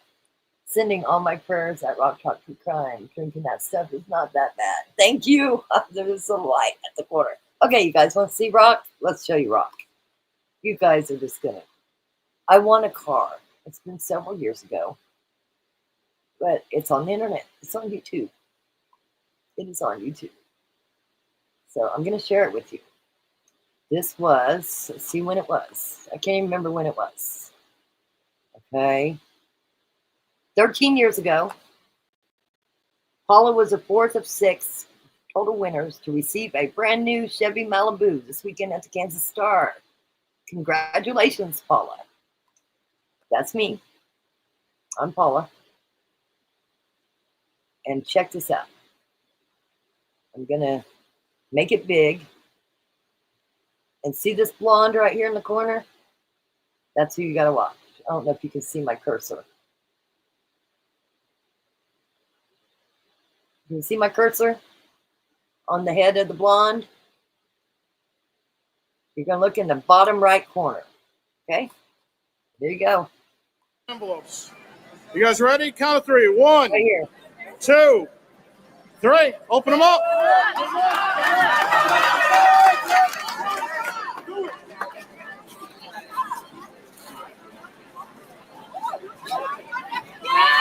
There we go.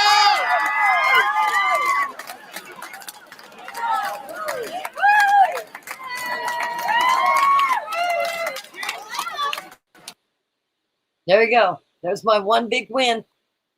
That was my one big win. Just so you know, I took the money. I already had a brand new car, so I took the money. We got escorted out like we had robbed the place, just because they gave me all cash. But thanks, collector's item. Thank you, everybody. Listen, I'm a survivor, so don't worry about me. Just remember what the goal is, and it's to make sure that these children are safe and that these 5 get the deepest, stiffest penalty they could ever get, and that everybody involved gets caught. Okay? That's going to be the big thing. So, Nona, yes, I've been to Omaha many times, and I've been to the casinos there. As a matter of fact, I have a host, but I'm telling you guys, I don't go to casinos anymore. It's just, I'm more of a card player. I like to play blackjack and stuff like that. But listen, I go to Vegas for months at a time and don't even gamble. So I can go to a casino and not gamble, but I'm not going. I go to Vegas. I hang out with my UFC friends. I go to the Shelby Museum. I always go to the Shelby Museum. I love looking at the Corvettes, or the Mustangs, I'm sorry. The Mustangs. They have a brewery tour. There's so many free things to do in Vegas that I don't ever gamble in Vegas. And you can ask Rita. She usually goes with me, and we go for months at a time. So I've not went since COVID. But yeah, that was my one really big win. It was a car. Okay. I've never heard this, but I'm sure no lots that it applies to. Well, it says I-95. So I was driving down I-95, and you're an asshole. Omaha is cool. I love the zoo, but not good time of year right now. The old market area and the waterfront are cool too. Listen, I have 2 cousins that live in Omaha too. I got family here. Listen, I didn't want to stay with family, so I got my own hotel, so I can come and go as I please. I like my own space. Rick is at the brewery, so he's in Wisconsin. So I'm doing it alone. It's all good. Anyway, much love to each and every one of you. Hopefully you had your eyes open to a lot of things and what might be going on here. Again, I would make no excuses for any of the 5. What they did is absolutely horrible. They should be punished to the fullest extent. I am one of them people that wonders what the police were doing this whole damn time. You know, nobody was in danger, you know, but they were in danger. Like, what the hell? You know, I know there's another channel that is praising the fact of the lawsuits, and, you know, listen, I'll be the first one to tell people, you know, when you have a death, you know, you need to think about a wrongful death lawsuit. But when you have a lot of skeletons and you could have possibly prevented it, I mean, how do you sleep at night? You'll be fine at Rock. Keep us updated. I am one of them people that don't believe in